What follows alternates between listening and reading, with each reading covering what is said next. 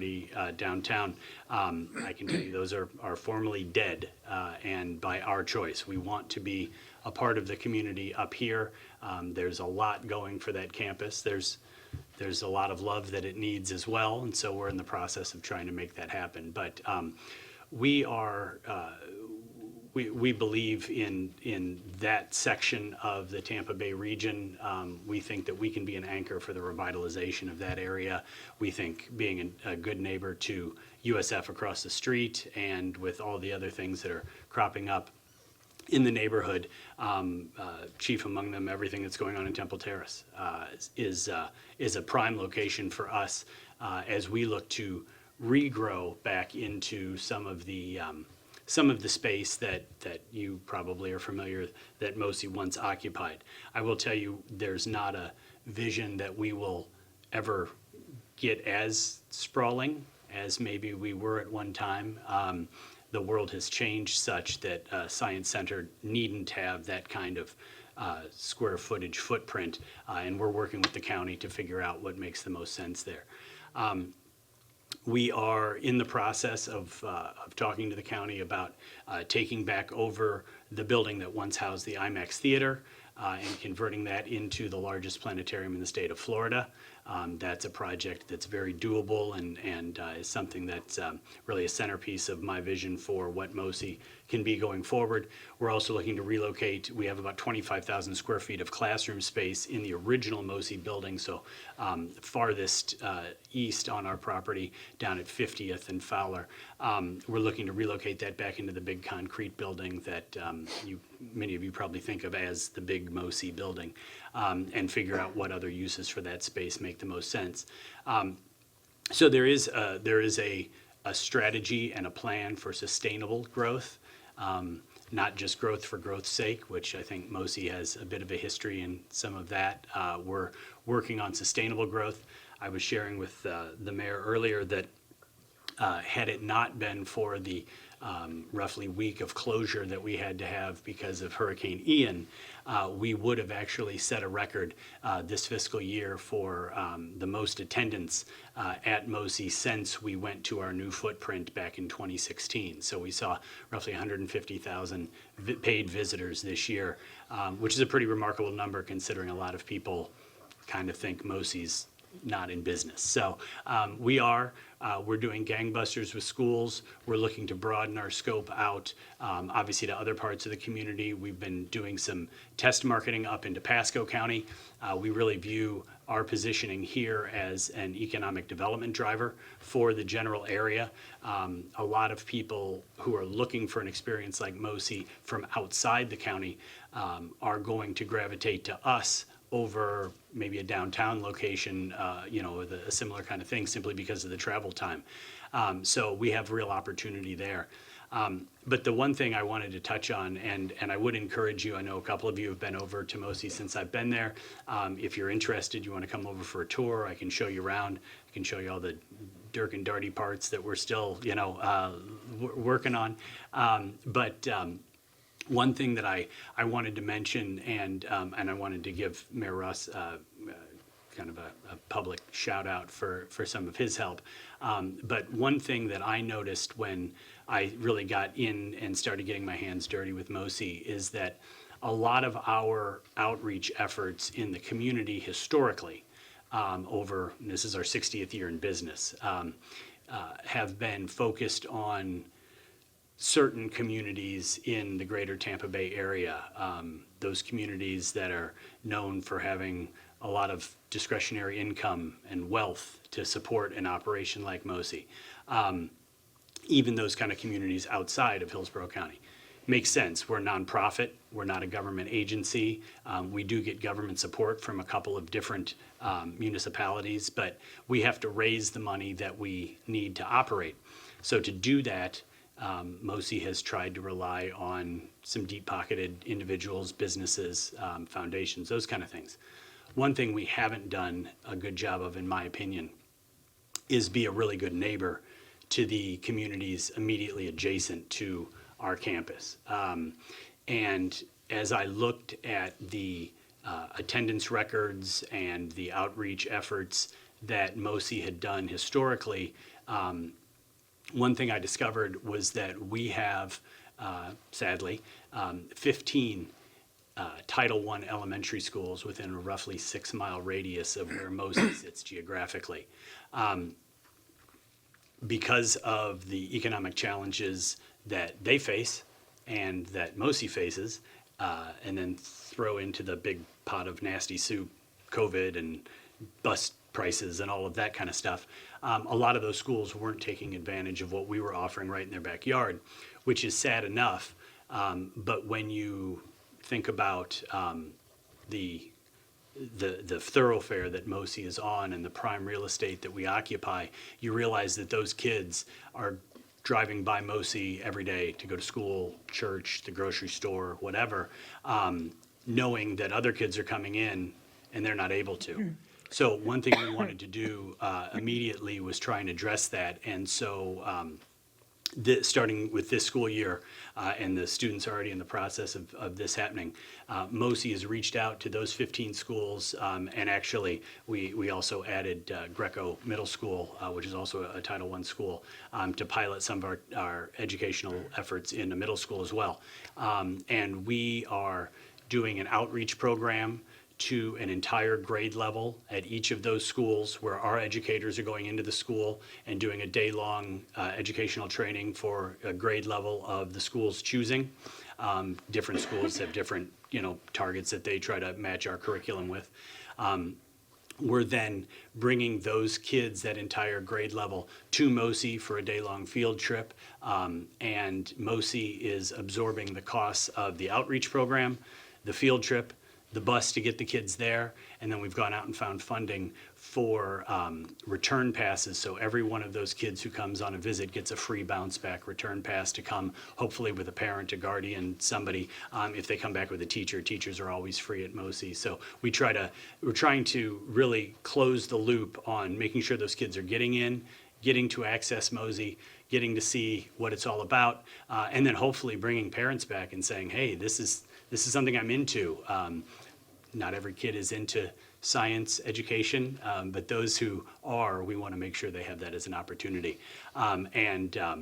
When we started trying to find the funding, we got foundation funding to cover a lot of it. But when we wanted to add that critical family piece, that return bounce back ticket, we started to reach out to businesses in the community where those schools were located.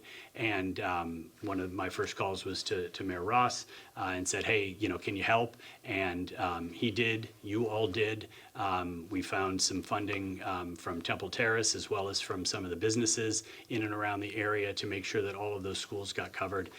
So I thank you for your commitment to those kids. I pledge that MOSI will continue a commitment to those kids and every kid, to make sure that we give them the opportunity to come in. Again, not every kid necessarily wants to visit a science museum, and we get that. But if they do want to come, we want to make that possible. So please come visit us. If you have questions for me, the mayor knows how to reach me. Carlos knows how to reach me. Sherry is there probably more than I am, it seems like. So a lot of you guys know how to find me over there, but would be happy to bring you through, anybody you know. Again, a lot of what we're trying to do is just repair some of those relationships that maybe were lost throughout the years when we weren't as active getting around and sharing our story as we probably should have been. So I'm pleased to tell you, MOSI's staying put. It's on an upward trajectory. We've got big plans. We have plans to make those plans happen. They're not just plans. I specialize in doing museum turnarounds. This is my third one. So I have a track record, and I'm pretty confident if I wasn't, I wouldn't have moved my family down here. So thanks for your time. Thanks for your support, both in the past and hopefully in the future. And I'll look forward to working with you all to make sure that the children and the families of Temple Terrace have every opportunity to maybe venture outside the city limits just a little bit. It's not a far trip, and explore all that MOSI has to offer. So thanks for the invitation and for your time. Council members, any questions for Mr. Smith? I have to tell you, the first of our schools went today. I think it was the first of our schools was Lewis, and they went this morning. And tomorrow is Pisa or Temple Terrace. One of them's going tomorrow. I went this morning to take a look and see what, we spent money on and to see how it was going. It was chaos. It was give you a headache just being in there. There's kids running everywhere. But the Lewis kids were in, like, I don't know what they call them, but like breakout groups, like classrooms. And there's a name for this, you guys will know it, but I can't remember it. But you know the things where you send like a ball down a ramp and it knocks dominoes over and it goes around the room knocking stuff over, the next thing knocks the next thing over.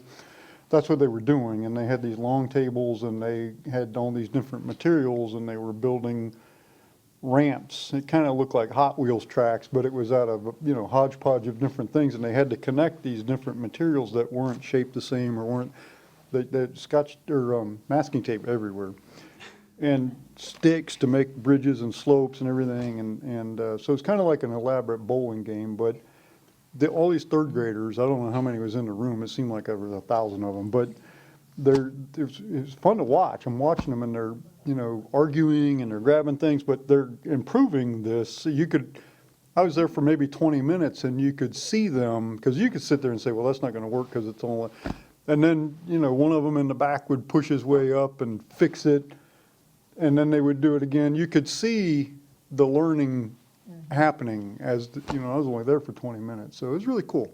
It was neat, so. Thanks for coming. And Good. And anybody who wants to ever come, whether it's Temple Terrace kids or whatever, you want to see what we do in action, we're more than happy to, you've got to be escorted, but we're more than happy to have you come check it out. And we love people seeing our work in action, because it really drives home what MOSI can be for the community. So Yeah. thanks. John, appreciate it. I know you've had a long day. Thank you for coming tonight. Absolutely. All right. Thanks all. Appreciate it. Thank you. care. See you soon. So, has everybody had an opportunity to review the minutes from our November 15th meeting? If so, is there a motion to approve? Don't go out on a limb here, we're just approving the minutes. I move to approve.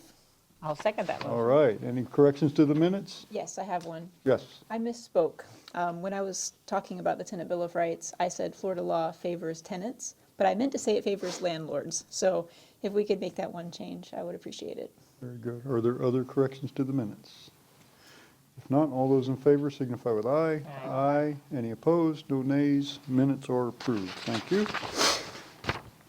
Next item are persons wishing to be heard on items not listed on the agenda or items on the consent agenda. We do have a 3-minute time limit for each speaker, and we ask that speakers come to the podium and state their name and city of residence.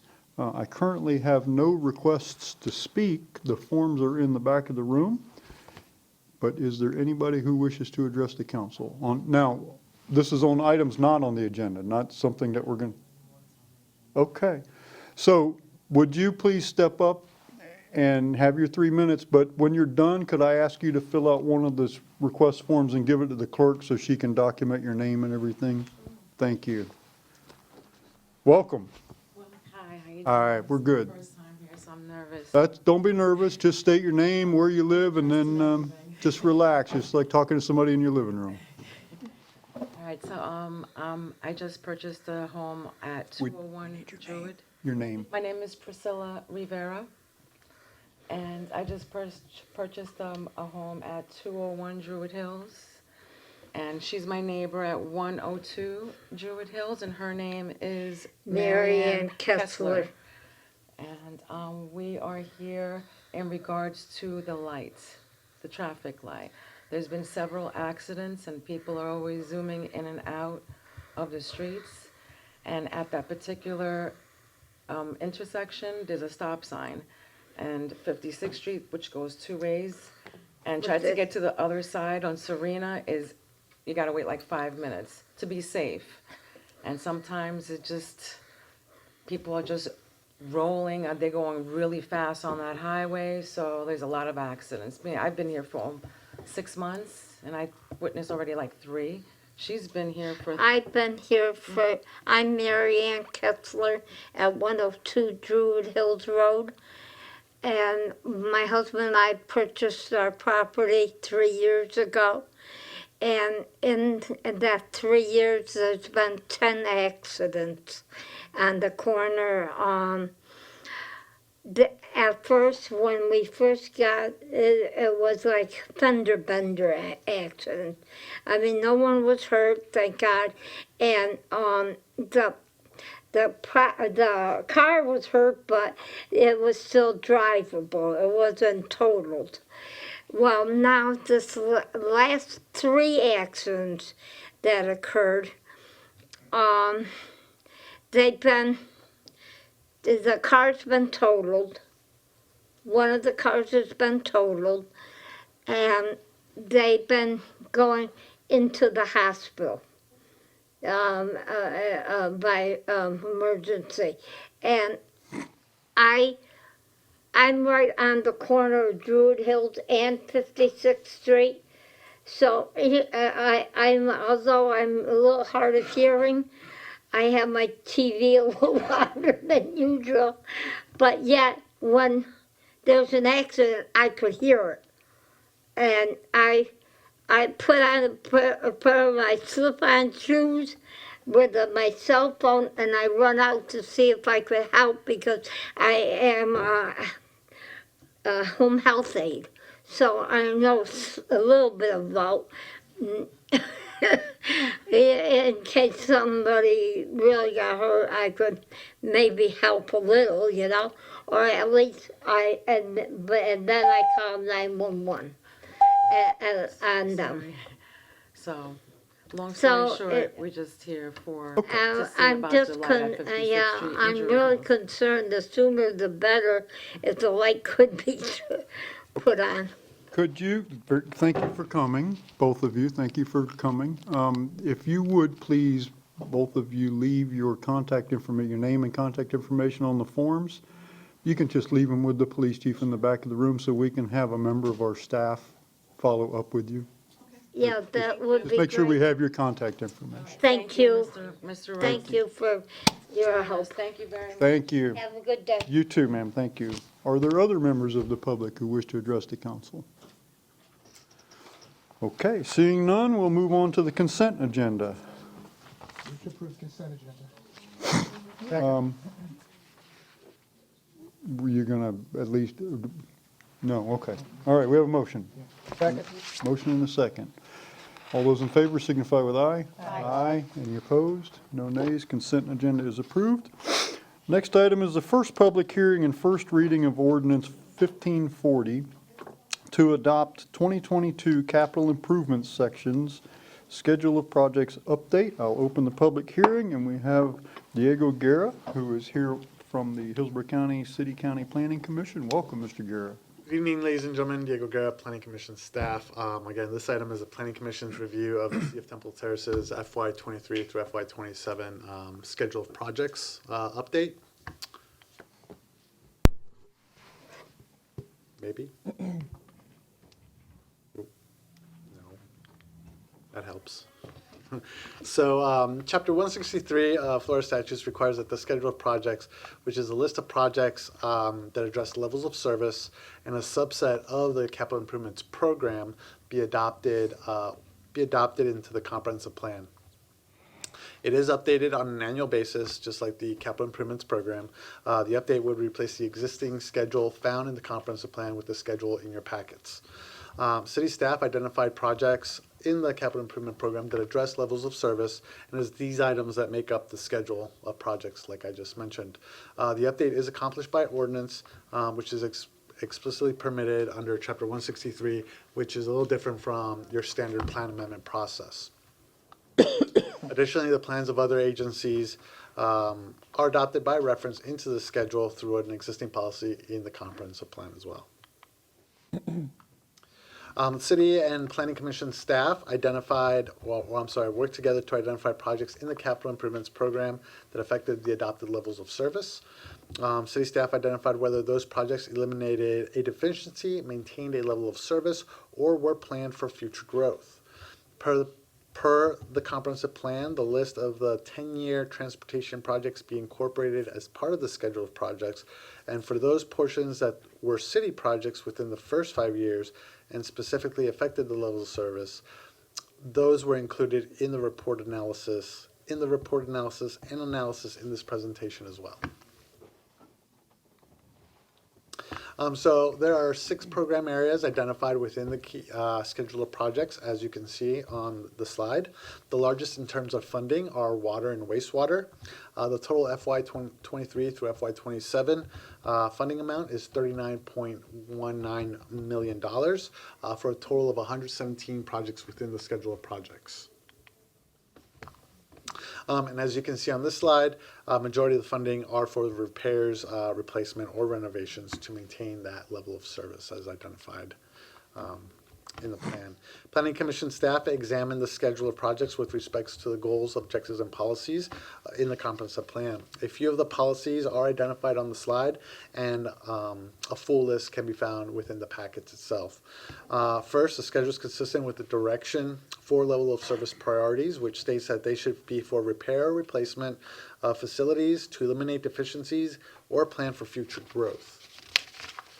Secondly, the schedule is consistent with the funding criteria identified in the comprehensive plan for both in terms of funding revenue and timing.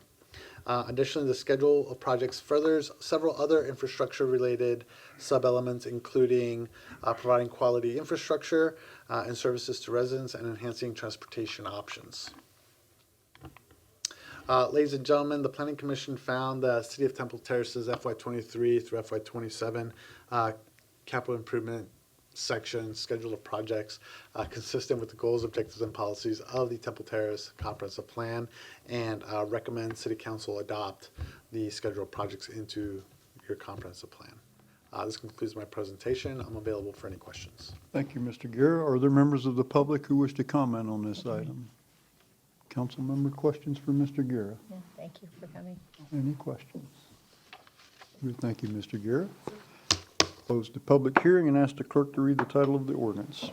An ordinance of the City of Temple Terrace, Florida, providing for the annual modification and update of the capital improvement section of the 2040 Comprehensive Plan for the City of Temple Terrace pursuant to Chapter 163 Florida statutes by modifying and updating the 5-year capital improvement schedule of projects for fiscal year 2022 through 2023 through fiscal year 2026 through 2027, and incorporating the 10-year long-term improvements for the multimodal transportation district for the 2023 through 2032 into the schedule of projects, which incorporates by reference per the Comprehensive Plan Cap Policy 1.5.13, Hillsborough County Metropolitan Planning Organization's Transportation Improvement Program, Hillsborough Area Regional Transit Development Plan, and the Hillsborough County Public Schools Facilities Work Program, providing severability and effective date and repealing all ordinances or parts of ordinances in conflict herewith.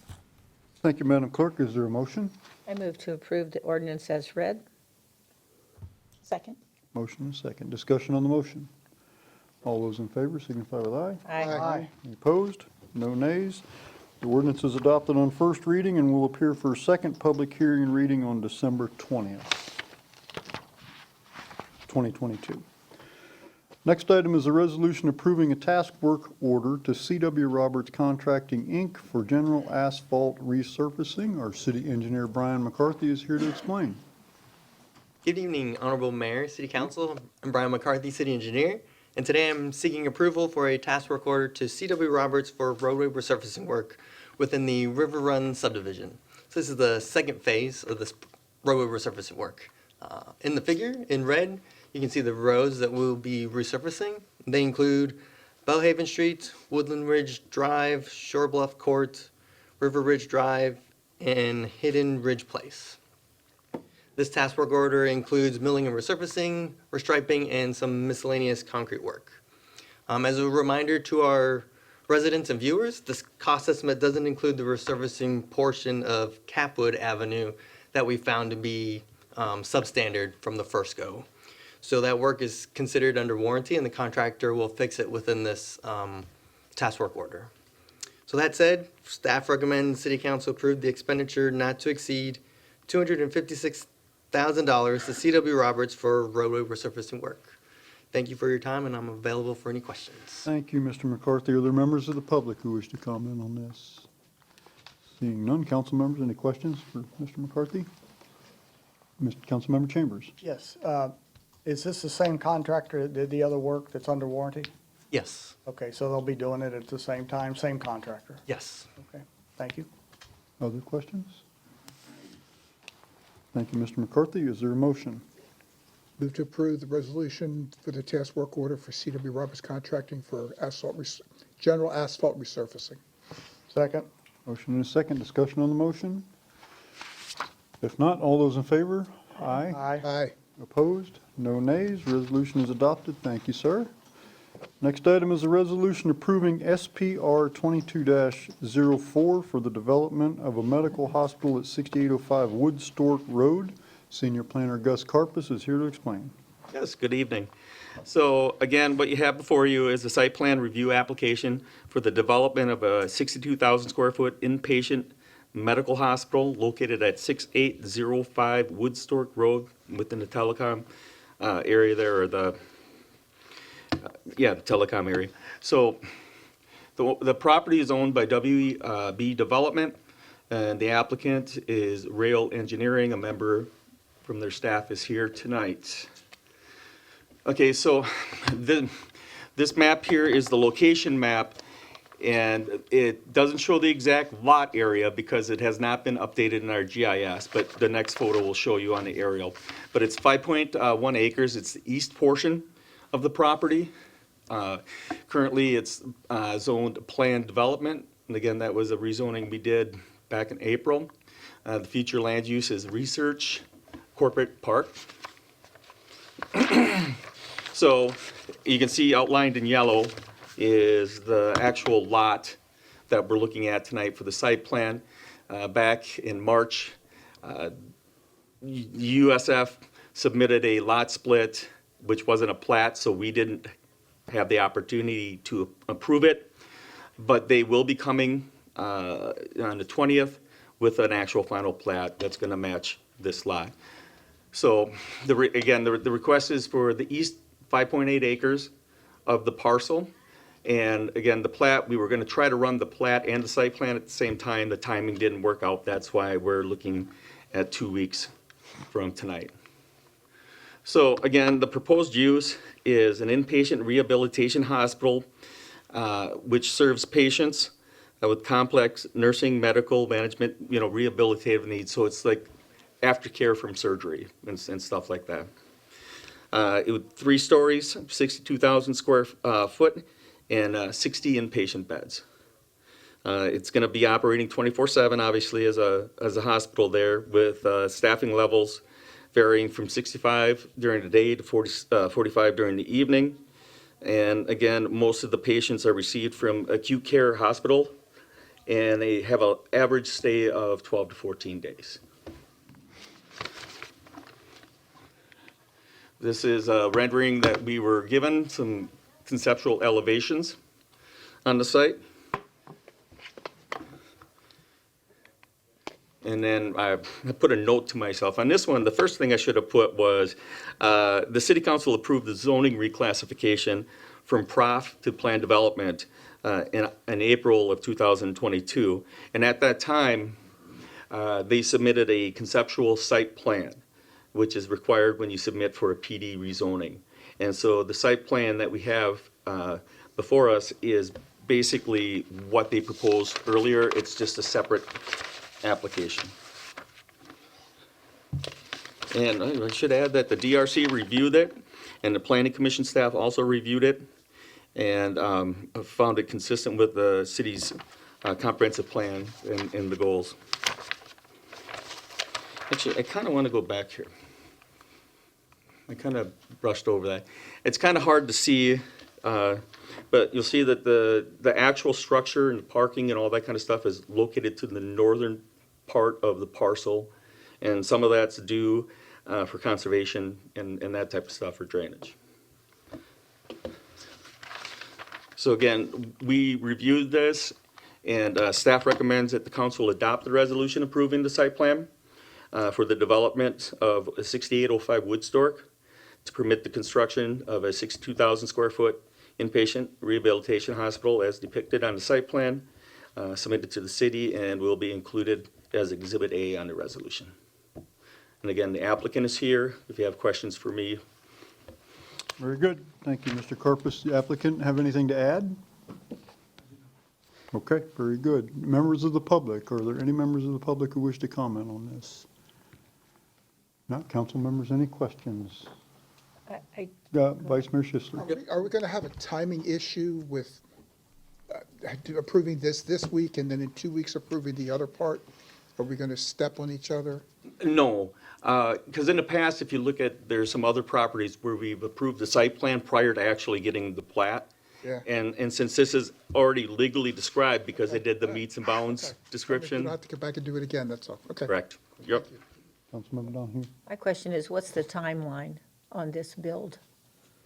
I do not know that. I'm not aware of an exact timeline, as early as they can get it. Yeah, I know that they've been very anxious to get through this process, and that's why they were trying to time everything at the same time. But my assumption is, once they get the plat approved, that they would be looking at getting their permits. Okay, good.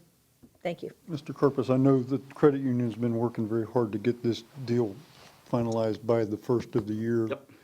Are we on track for December 20th? Has everybody got what we needed? I know there were some things outstanding. I just got, the city engineer informed me today that the plat is ready to go, so it's on the agenda. Okay, so things are good for It'll be all done. for December 20th? Correct. Okay, good. Okay. Councilmember Chambers? Yeah, can you go back to the site plan slide, that one? You mentioned that everything's pushed to the north. Now, can you go back to the photo? Go for, it's got to go, Yeah, that way. Oop. Okay, okay, so you see where all the trees and stuff? Yes. They're trying to maintain and save That's all what, that was my question. So the site plan didn't show the entire property, it just It showed. wouldn't fit, I'm sorry. Okay, all right. It wouldn't fit. That's fine. So we're trying to save as many of the trees. I assume that's maybe a wetland area or something, or? Yes. Okay. That's all. Thank you. So it's, the picture here, because, put that back up here for a second. In the photograph here, it's difficult to get your bearings, and so I looked it up on Google Earth. If you were to zoom out on this a little bit, you would see that right at the bottom of your screen there is where the racetrack and the Starbucks and that new development, that's where that is, to give you some bearing. Fletcher Avenue would run along the bottom of the screen, so.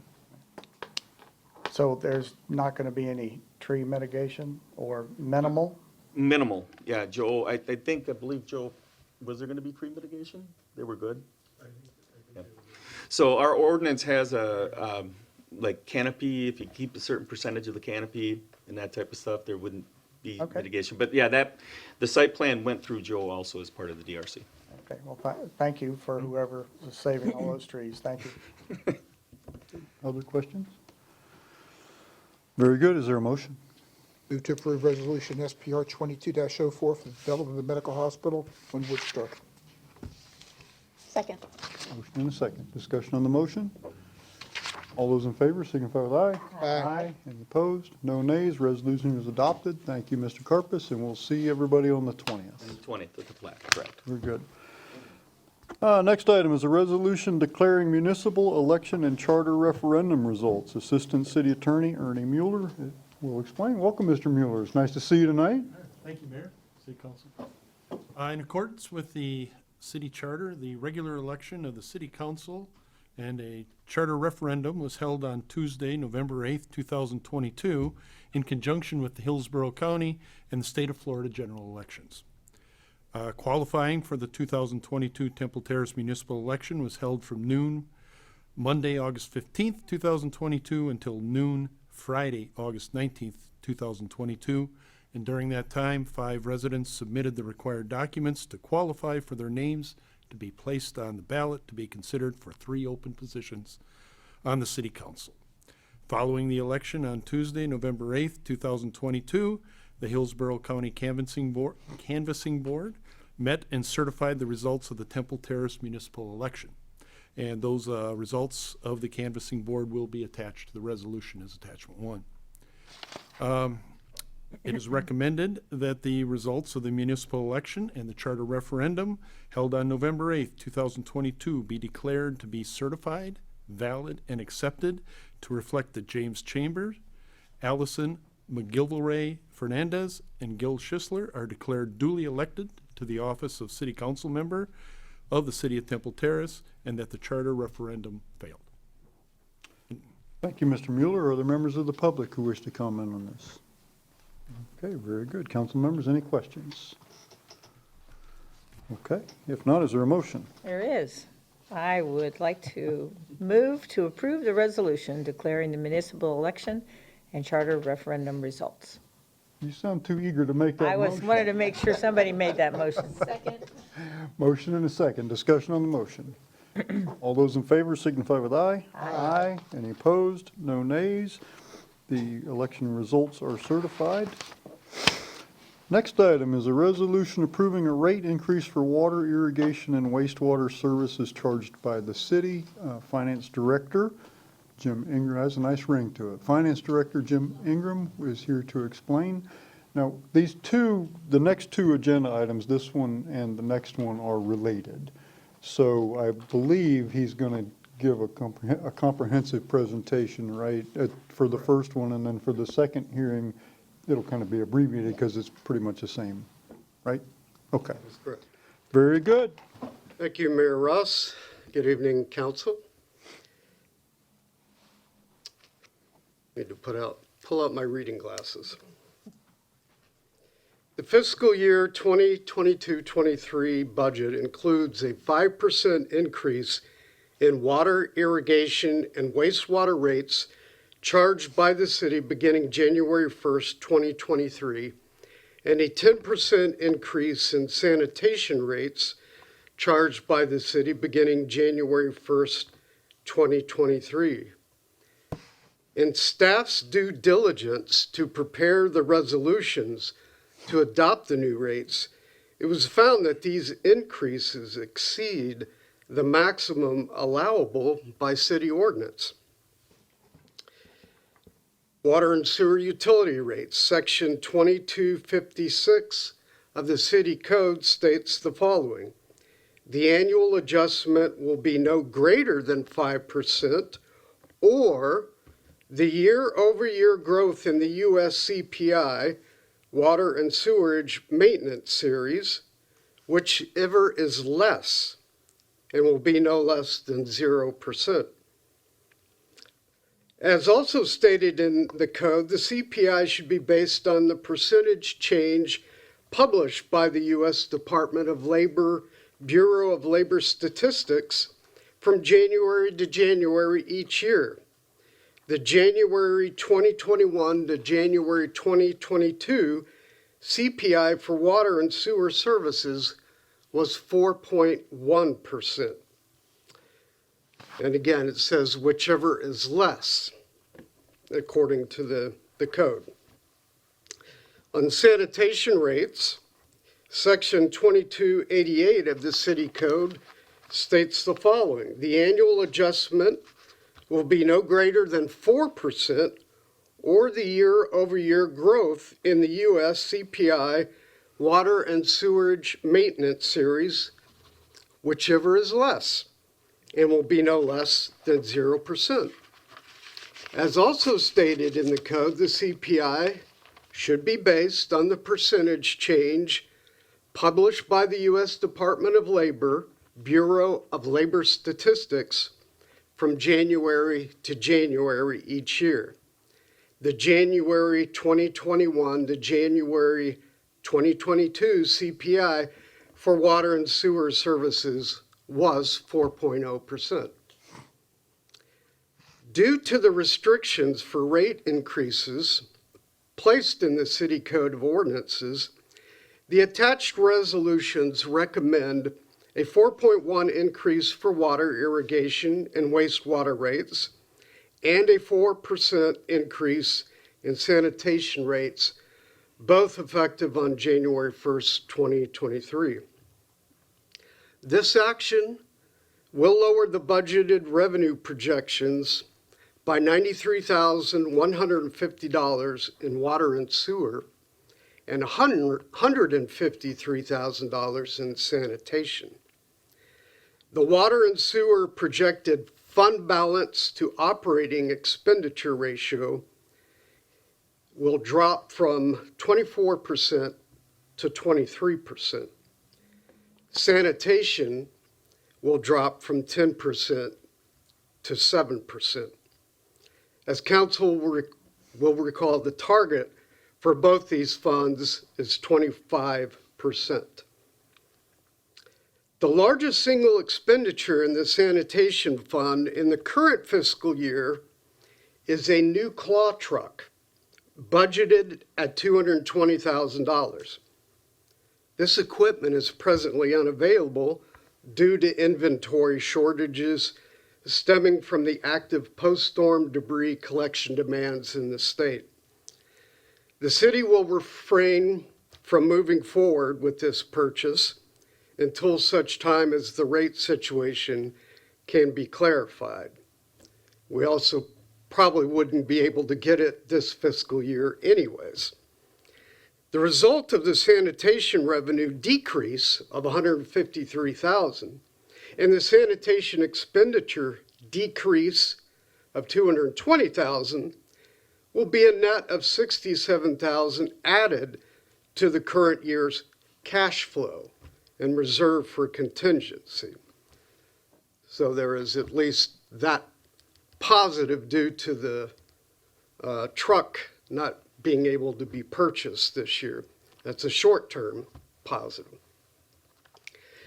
The attached resolutions comply with the ordinances currently in place. However, the ordinances do not provide the council with the ability to respond to significant inflationary pass-through costs that negatively affect the funds. For example, Hillsborough County will have increased its disposal rates passed on to the city by 30% in the span of the last 2 years. Staff recommends that the council consider amending the ordinance to provide it with flexibility to make decisions based on the conditions at the time of budget adoption. In the interim, the council may wish to consider one of three options. First, just to recap on the impact, if the council decides to go ahead and increase by 4% on the residential and commercial solid waste rates effective January 1st. Up on the slide, it shows that the current rate for commercial collection, actually it should be commercial and residential collection, is $28.21 per month for the normal size trash cart. The proposed rate, 4%, would bring it up to $29.34. And just for reference, the 10% that we had originally wanted to do would have brought it up to under $31. Commercial container dumpster, those have various rates depending on collection occurrence and the size. They range anywhere from $67.07 a month to $1,168.32. Those would increase slightly from $68.71 to $1,215.05 per month.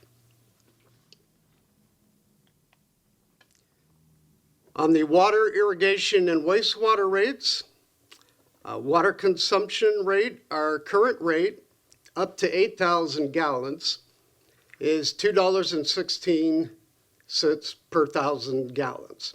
Proposed rate at 4.1% would bring that up to 2.25. Wastewater rate, the current rate is $10.36, $10.36 per 1,000 gallons.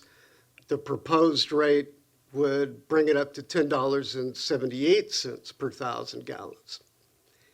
And the water irrigation rate, more than 8,000 gallons would be, the current rates are $3.60. The proposed rate would be $3.75.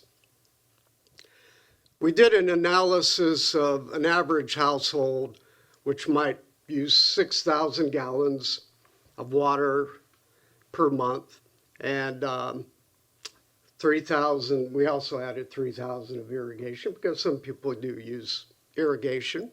Not everybody does. But that with the 4.1% would increase their monthly combined water and waste bill by $4 a month. That would be an average of around $100, just under $100. And if we were to go to the 5% that we had originally proposed, it would be an increase of about $5 per month.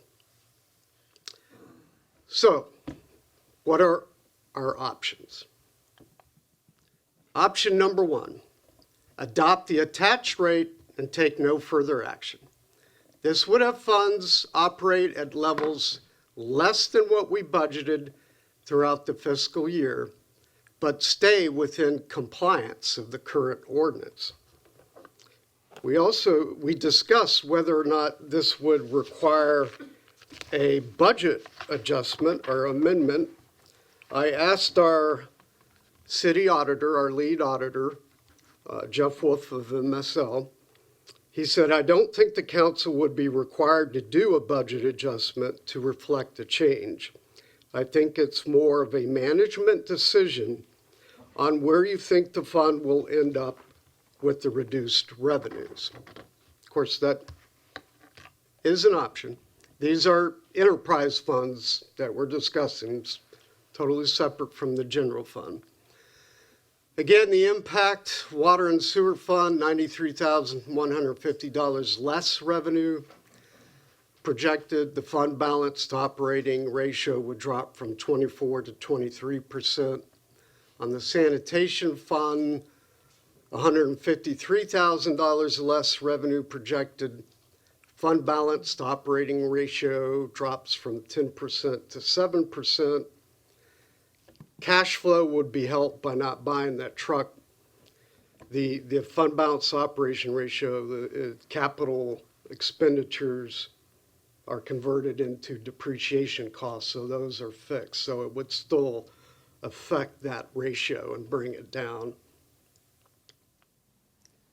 Option number two, adopt the attach rate to have the maximum compliant rate increase start as of January 1st, and concurrently direct staff to A, revise the pertinent ordinances for a council vote at the earliest available opportunity, and B, draft a new rate increase resolution to adopt the balance of the budgeted rate increase at the final vote on the ordinance. This would mean that city residents would see two increases in the span of a few months. Again, impact to rate increases, also higher rates required to make up budgeted difference. And just to give you an idea, if we wanted to still meet those revenue targets for this fiscal year, and we did the rate increase on February 1st, it would need to go up to 11.3% because of that missing month, and 5% for water and sewer. 11.3 for sanitation, 5.7 for water and sewer. Option number three, postpone any rate increase until the earliest available time that the pertinent ordinances can be revised in the entirety of the budgeted percent increases, 5% for water, irrigation, wastewater, 10% for sanitation, can be voted on in one evening. The impact here is that for every postponed month, assuming that you would adopt a 5 and a 10%, for every postponed month, For water and sewer, that's $57,500 loss of revenue. Sanitation, $28,333 revenue loss. Even though it's a higher percentage, it's a lot less volume of funds. Water and sewers, we have much more revenues. So that is it in a nutshell. I will stand for questions that you may have. Thank you. City manager and I have had several conversations about this item. Mr. Bahia, would you like to kind of give your take on the three options? Thank you, Your Honor, members of the council. So this is an unfortunate situation we find ourselves in, but we would definitely, to reiterate what the finance director said, we definitely recommend an ordinance change just to provide the council and future councils the flexibility to address these issues. Other communities that don't have these restrictions have language to the effect of it's up to the council at any given budget year to make that determination because you are the elected officials, the policy leaders of the community, and you're accountable to your residents. So that makes perfect sense. That's the kind of language we would hope to have adopted here. As far as the options go, I think in the benefit of, if for the residents, I think it would be simpler and more transparent to do everything in one shot. If you are going to direct us to do an ordinance, to come back to you with one rate increase versus adopting something this evening, for example, say come back and do the ordinance change and then adopting the balance. It just creates some confusion that is probably needless in the big picture. So that would be our recommendation, to go with the last option. Thank you, Mr. Bahia. And hold on just a second, we're not there yet. So we're going to take public comment here in a moment and then open it up for council discussions. Vice Mayor has the first shot. But prior to that, I just want to remind the council and the public that during the budget process, if you recall, we had extensive discussion about this, and we knew that this ordinance, these ordinances, there's two of them, would need to be revised in order to accommodate the increase that we envisioned in the budget. We knew that. We had this discussion. What happened was, and it's nobody's fault, I guess if there's anybody's fault, it's mine, but the ordinances never got revised. And so everybody in the staff went on with their business of getting the budget prepared, and I didn't ever follow up and say, where are we with the budget or the ordinance revisions, because these increases can't happen.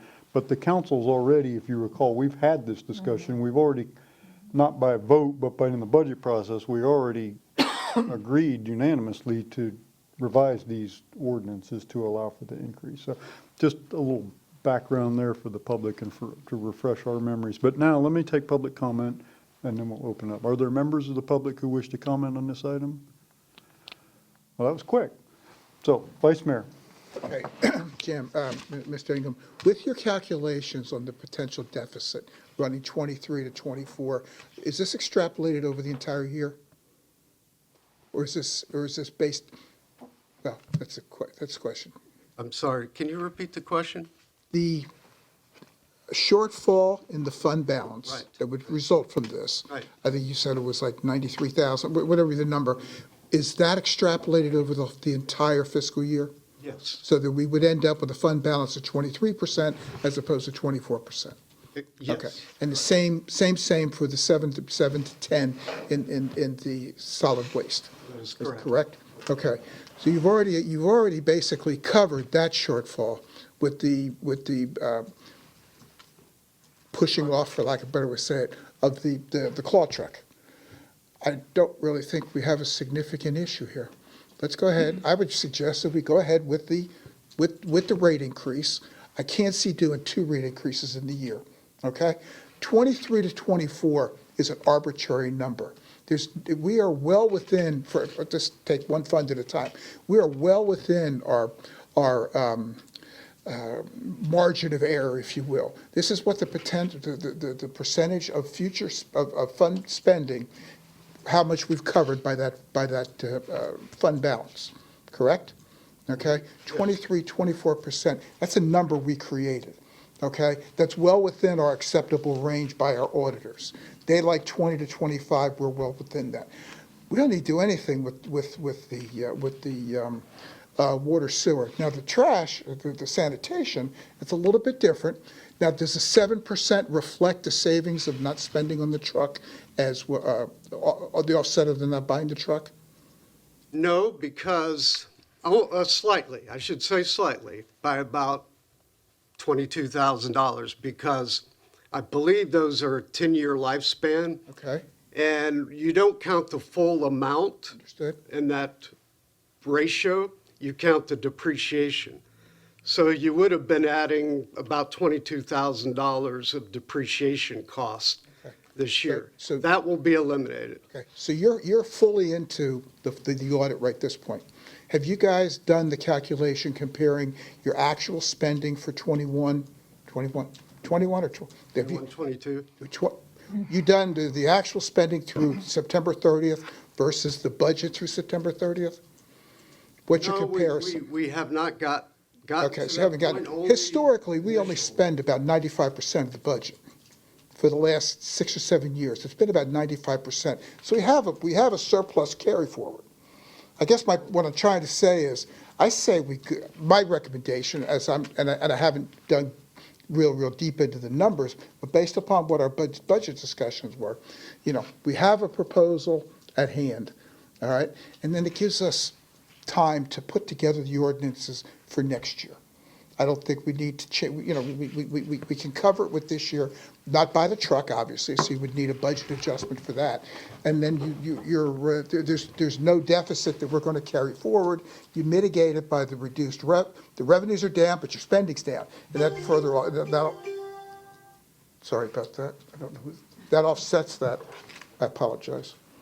I think we'll be okay.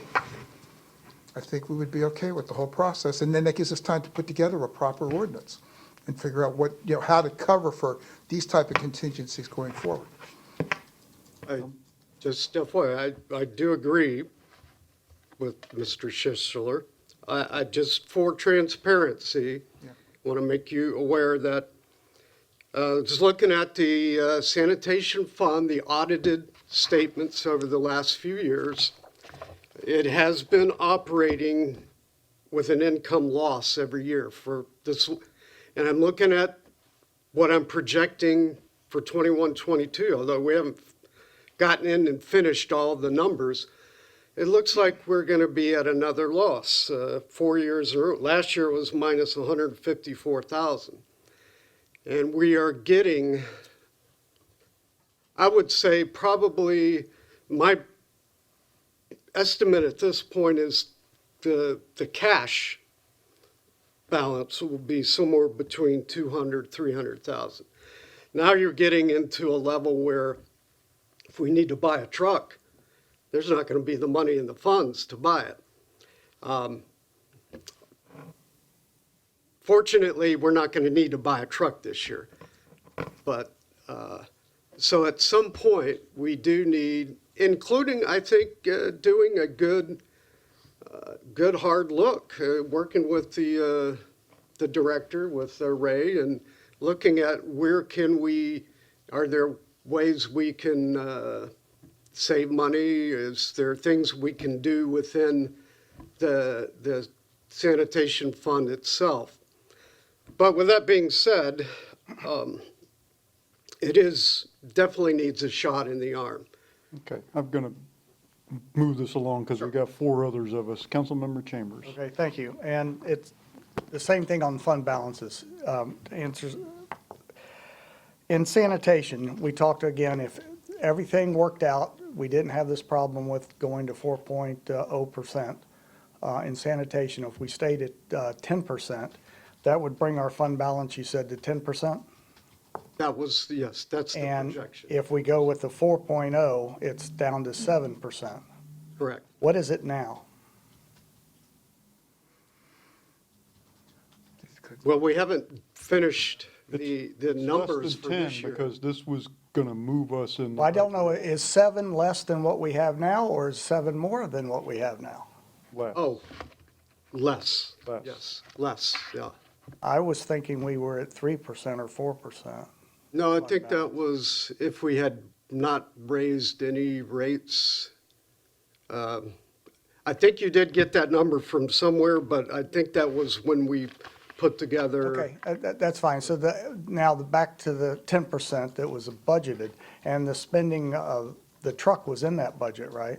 Yes. So if we go to our 10% increase, then the fund balance will be 10% plus the cost of the truck. No, because you're only counting the depreciation costs, not the full cost. Full of the cost, truck. okay, thank you. Okay, that makes sense to me. And was on the slide, and I don't have access to your slide, so if you go back to what's the difference between in water and sewer, the 5% and the 4.1%? Somewhere there was a slide. Yes. In dollars. Not per month dollars, but in overall dollars to the budget. Oh, overall dollars to the budget. And water and sewer, if we do the 4.1% for water and sewer tonight, and starting January 1st, it'd be $93,150 less revenue projected. And every month we postponed anything, we're losing like 50,000? If we do, Somewhere in there. right, if we postpone and put it off for every month, we're losing $57,500 in revenue. Right, so no matter what if we postpone tonight, council, if we do nothing tonight and we want to do it all in one shot where we do the ordinances and the increase, we're going to lose $57,000. So the difference is between the 90 and the 50, just so we know on numbers. Councilmember Abel. We're still asking questions, right? My question would be, if we decided to do nothing today and to change the ordinance, it's probably a question for you, Mr. Mueller. What would be the timeline for changing the ordinance? Would it be like 1 month, 2 months? We would have two things that would have to go at the same time. One, we'd have to be drafting the ordinance, then we're gonna have to be able to advertise for the public hearing, and that would probably be a better question for the city clerk. So if we were targeting, I don't know, let's say the first of the year. If we were to target for the first Need meeting. time to advertise for the 2 meetings in January. So there's time for them to draft it. There's time for them to draft both the ordinance and advertise if we hold both the hearings in January. Okay, so the monthly cost, you said, if we did nothing at this point, it was something like in the $50,000 ballpark for water and sewer, if I recall. Is that right? I gotta pull it up again. 57. It was 57? Yes. Is that just water and sewer, or does that include sanitation as well? Just water and sewer? Just water and sewer, right. Okay, so a 1 month delay would cost us the 57 for water and sewer plus the, what for sanitation? Roughly 28,000. So it's gonna cost us $70,000 to wait for an ordinance to come through, if it happens within 1 month, like we would hope. Right? Okay. Right, thank you. combined, yeah. They are two separate funds, but that would be correct. It would be about $85,000. Okay, thank you. That's all I need to know right now. Councilmember No, Daniels. she asked my question, thank you. So a delay is roughly $86,000 a month because both of them are suspended. That's correct, So time is of the essence. correct. Yeah. I don't have any questions. I have some discussion when the questions are done. Okay, any other questions for Mr. England? Okay, very good. So normally we would have a motion, but if the council will indulge me, I'd like to have a little discussion before we have a motion. Thank you. If that's okay? Thank you. So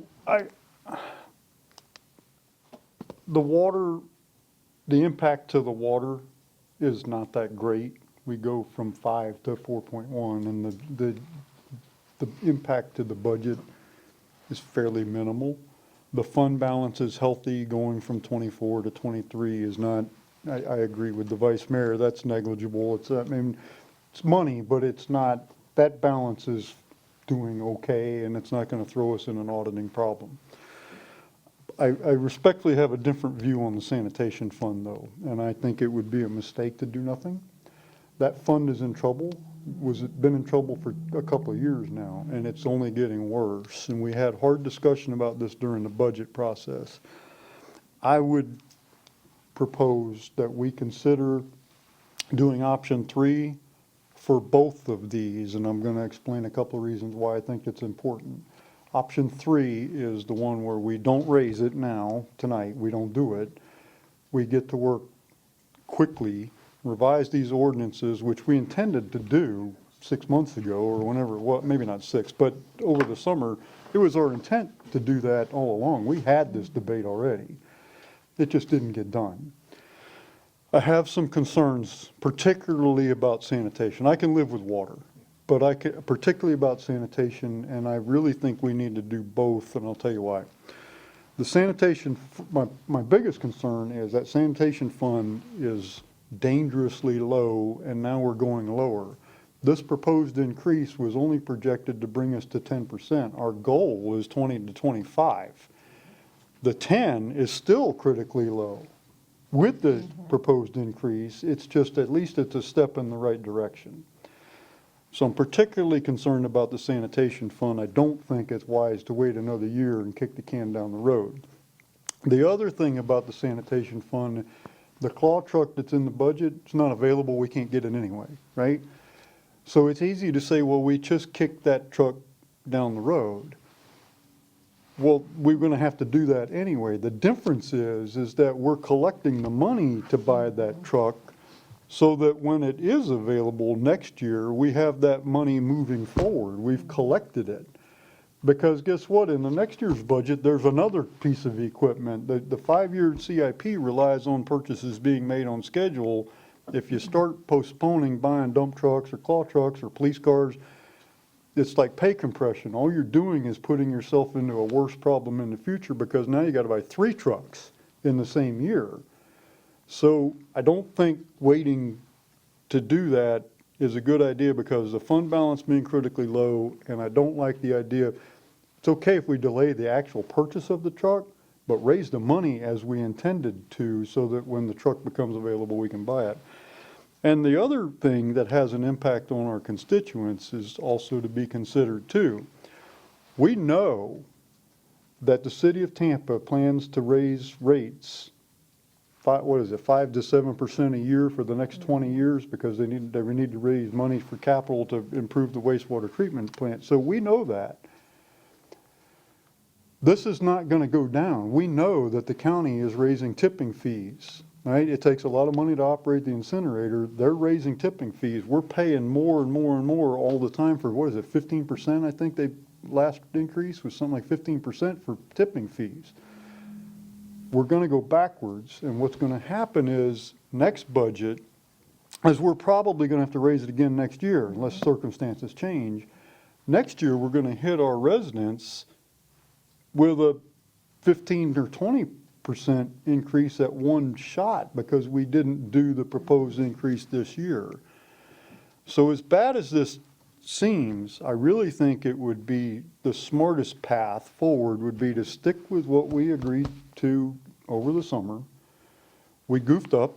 We didn't get the ordinances revised as we intended to.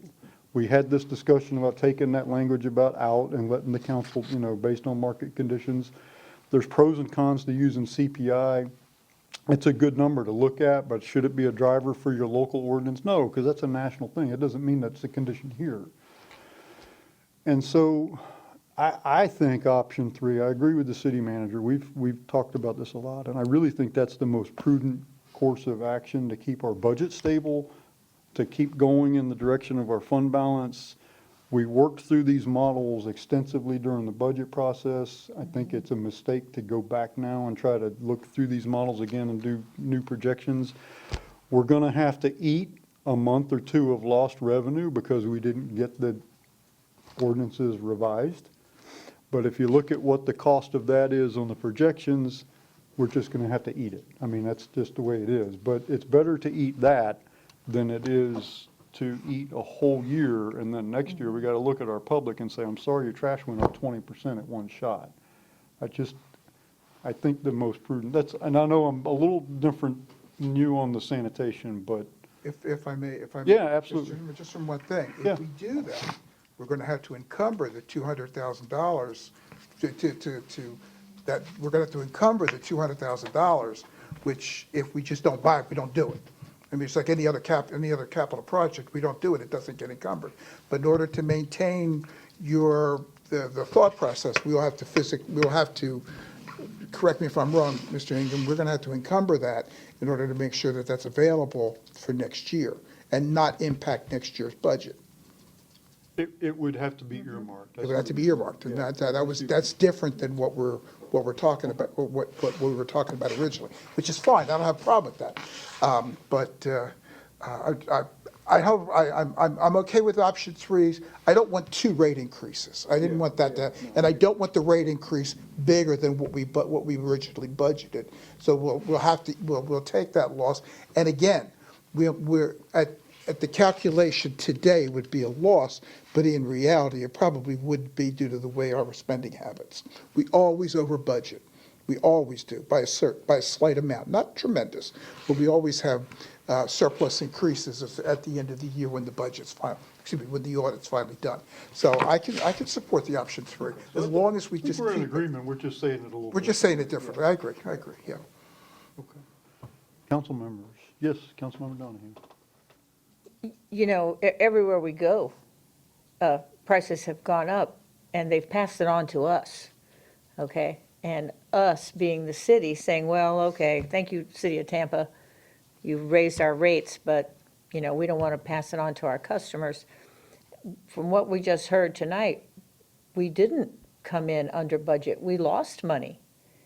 What would we say, 2 years in a row? Revenues. We lost revenue in the sanitation. So we, you know, if we're supposed to be prudent with our money, I totally agree that we don't want to make a new dollar figure, a new increase figure. Yeah. We just, like you say, it's $86,000 a month, which just, you know, to the average person, that should feel like they're choking on that amount of money, okay? And it gives me great pause that we're going to lose that.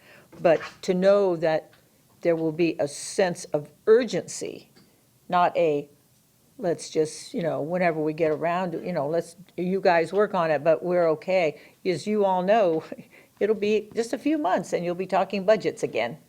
So, and encumbering money for that truck, to me, we approved it, and you know, my goodness, we talked about this money over and over and over again.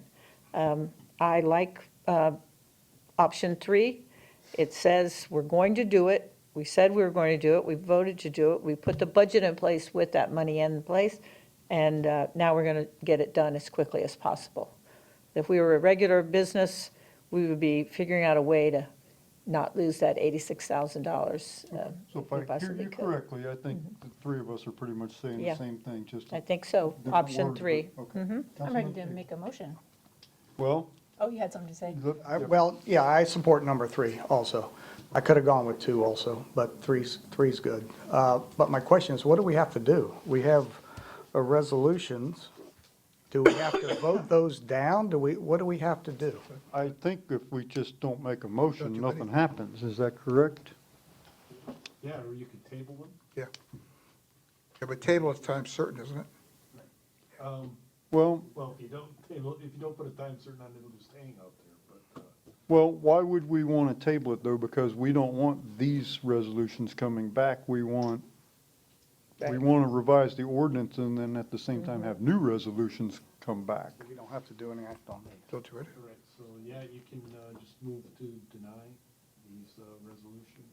Okay, well, we can only one at a time because we're on the first one and then we'll open the resolution to do the second one. Well, then, I have a question then. Yes. Can we deny these 2 resolutions, but then, make our own motion that's to go forward, make number 3? I don't think we need to, do we? I think we've given work direction I to. don't know, we better put some teeth behind this. Sure. So the way I see it, I think you could just, excuse me, vote to deny, give us the direction. What I'm hearing is you, so far, I mean, what I've heard is you want us to go ahead and redraft, excuse me, redraft the ordinance, bring you something as quickly as possible. And then we would bring the new resolutions also to reflect what was approved in the budget concurrently. Question I would have for the attorney would be, could we post that resolution at the same time with the ordinance not having been adopted yet? Can you actually do it concurrently? It is. Well, the ordinance would obviously have to go first in order. I'd like to at least move forward with that, and I can certainly look in and make sure that we can Okay. do it that way. So that would be- I think that should be our plan. Right, that would be our intention. If we find a hiccup, we'll obviously have to adapt to it, but that would be our Okay, intention. And we'd so- hopefully bring it to you. Ideally, if we can get everything lined up, there's also a notice requirement in the bills that we put in, so getting all that coordinated is time sensitive. So if we could aim for the first meeting in January for the first reading, and then the second reading at the second, that would be what we'd like to do, but. Okay, so just to be clear, I think what we need to do tonight, if we're all, I think I know what we need to do. We need to vote these down, which I think we're prepared to do, one at a time. And then we have given you work direction to revise the ordinance. I don't think we need a motion for that, because we're gonna approve the ordinance when it comes back, correct? I don't see anybody yes, correct? Well, I'm sorry, say it again, I apologize. I was- We don't need to make a motion to tell the city manager and you to get busy revising the ordinance, because we're gonna approve the ordinance when it comes back. So that's just work direction that we can just give a head nod and say, do this. Mr. Mayor, so just to help us with the ordinance, what I suggested earlier would be to just make the ordinance as flexible as possible, to say that it's the responsibility of the city council to set the rates annually. If that's the language that would work for everybody, that would make it easier for us to start the process. That's what we talked about during the budget, so I think that's, okay. So let's do this orderly so everybody knows what we're doing. So you're prepared to make a motion on the first item? Yes. Okay. I move to deny the resolution approving a rate increase for water, irrigation, and wastewater services. Don't our, excuse me, point of order, don't our Yes. resolutions have to be in favor of the resolution? Yes, if it just The dies for motions. lack of motion, Yeah. because I think you're right. I don't Yeah. think we make a motion in the negative. Yeah, you just have to make a motion that has to be, we'd have to leave down the motion. I think it just dies for lack of a An motion. interesting debate on different things as to what a motion in the positive is. I've always had that a motion to deny is still a motion in the still a positive. A motion not to grant has always been a motion in the negative to me. Okay, well. But this is an area of I've been fighting really attorneys debate all going week, on. so I don't All know. right, so the parliamentary police are not going to rate us, so go ahead with your motion, council member. Again? Yes, please. Okay. I move to deny the resolution approving a rate increase for water, irrigation, and wastewater services charged by the city. Motion and I'll a, second that. motion and a second. Discussion on the motion? All those in favor of the denial, say aye. Aye. Aye. Opposed? No, no, it's all right. It's the parliamentary police. Our intent is clear. Okay, next item on the agenda is a resolution approving a rate increase for collection and disposal of solid waste and recyclables services charged by the city. I will refer to the previous presentation for the record. For the members of the public, nobody's still here. Are the members of the public who wish to comment on this item? Seeing none, council members, do you have any questions of the finance director about this item? No. Okay, seeing none, is there a motion? Go ahead. I move to deny the resolution approving a rate increase for sanitation. I'll second that. I have a motion and a second. Any discussion on the motion? All those in favor of the denial, say aye. Aye. Any opposed? No nays. Okay, now, council, work direction to the city manager. It is my understanding that it is our unanimous intent to direct the city manager and the city attorney to revise the two ordinances in question, the one that governs the rate increases for water and wastewater, and also the one that governs the rate increases for solid waste, to remove the caps based on CPI. Right. Is that the council's intent? Yes, Everybody's good? Yes. yes. All right, we have unanimous work direction given to the staff? Okay. Could I ask one? Yeah, absolutely. Now, Mr. Attorney, just a timing question. Bring back to the first January meeting, the first reading of the ordinance. Then the second reading of the ordinance would occur on the second meeting in January. And depending upon the layout and the agenda, we could approve the resolutions at the end. Okay, so we can get it done in 2 meetings theoretically. Okay, good. Okay. Okay. And just, so we've had some discussion in the past about who's got the ball.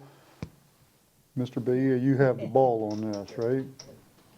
And as I mentioned, our goal is to hit that first meeting in January. I just want Perfect. to Okay. understand, that's our target. Okay. If we can't do it because there's a notice issue, particularly with the utility bills, we may have to come back to you, but that's, our intention is to hit that. Okay, but this task is given to you, and the city attorney can provide you with whatever assistance. Okay.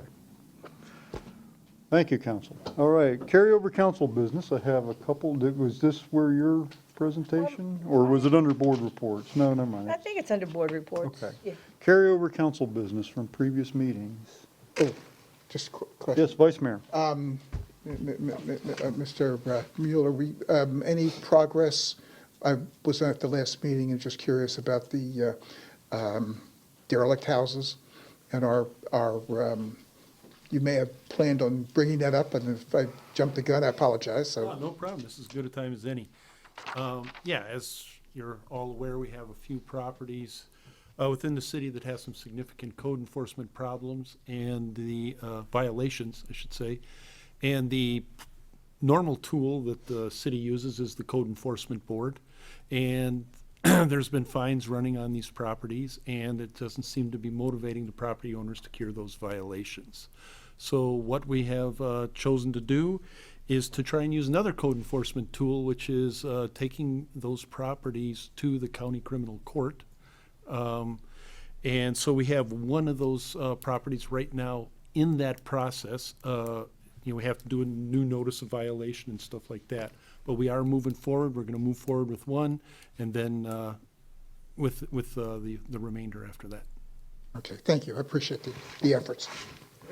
Any other carryover council business? Seeing none, we'll move on to new business and board reports. We have a couple of things, but let's first let our Director of IT, Sally Cabrera, is here to discuss some things with us. Welcome.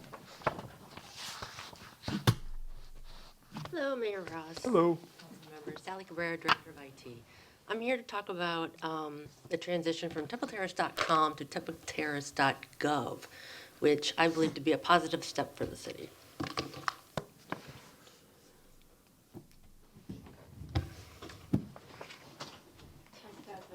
Sorry, technical difficulty. We could have somebody help We you with the usually computer. call you. Yeah. We usually call you when we have a technical What's your difficulty. error? Oh, my gosh. Do you need assistance?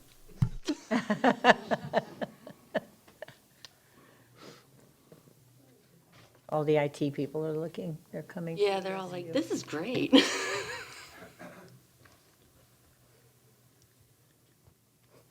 Don't we have Jeopardy music to play? Yeah, right? Well, we're getting there. It's starting.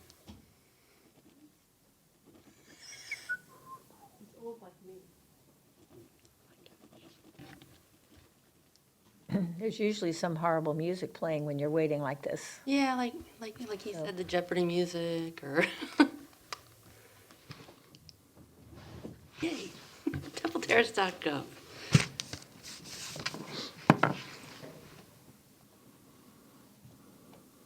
Oh, for Pete's sakes. This is really great. Can you advance from there, Cheryl?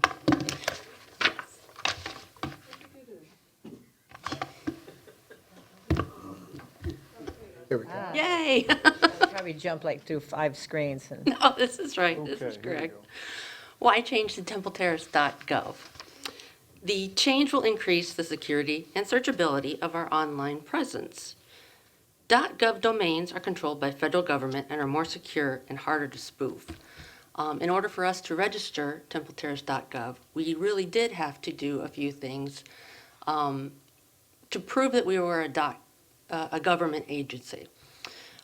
They would not accept the city manager's signature as being a official of the city. It actually had to be Mayor Ross to sign off on it. So they really do their checks and balances to make sure you're legit. .gov domains provide assurance to the public that the information found on our website and in our emails is official, trusted information. .gov requires browsers to only use secure HTTPS connection with our website. This protects our visitors' privacy and ensures the content we publish is exactly what's received, so there's no malicious intent. When are we moving?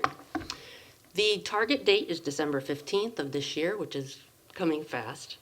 We are planning to move to the new .gov. .com emails and website will forward and redirect to the .gov address. .com email addresses and website are still operational and will be until further notice.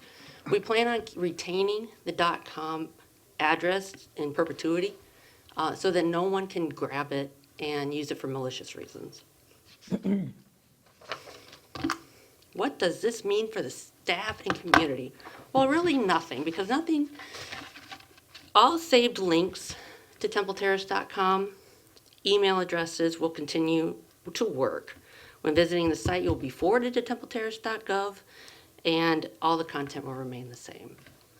Any questions? How long, will the email addresses exist in perpetuity also? Yes.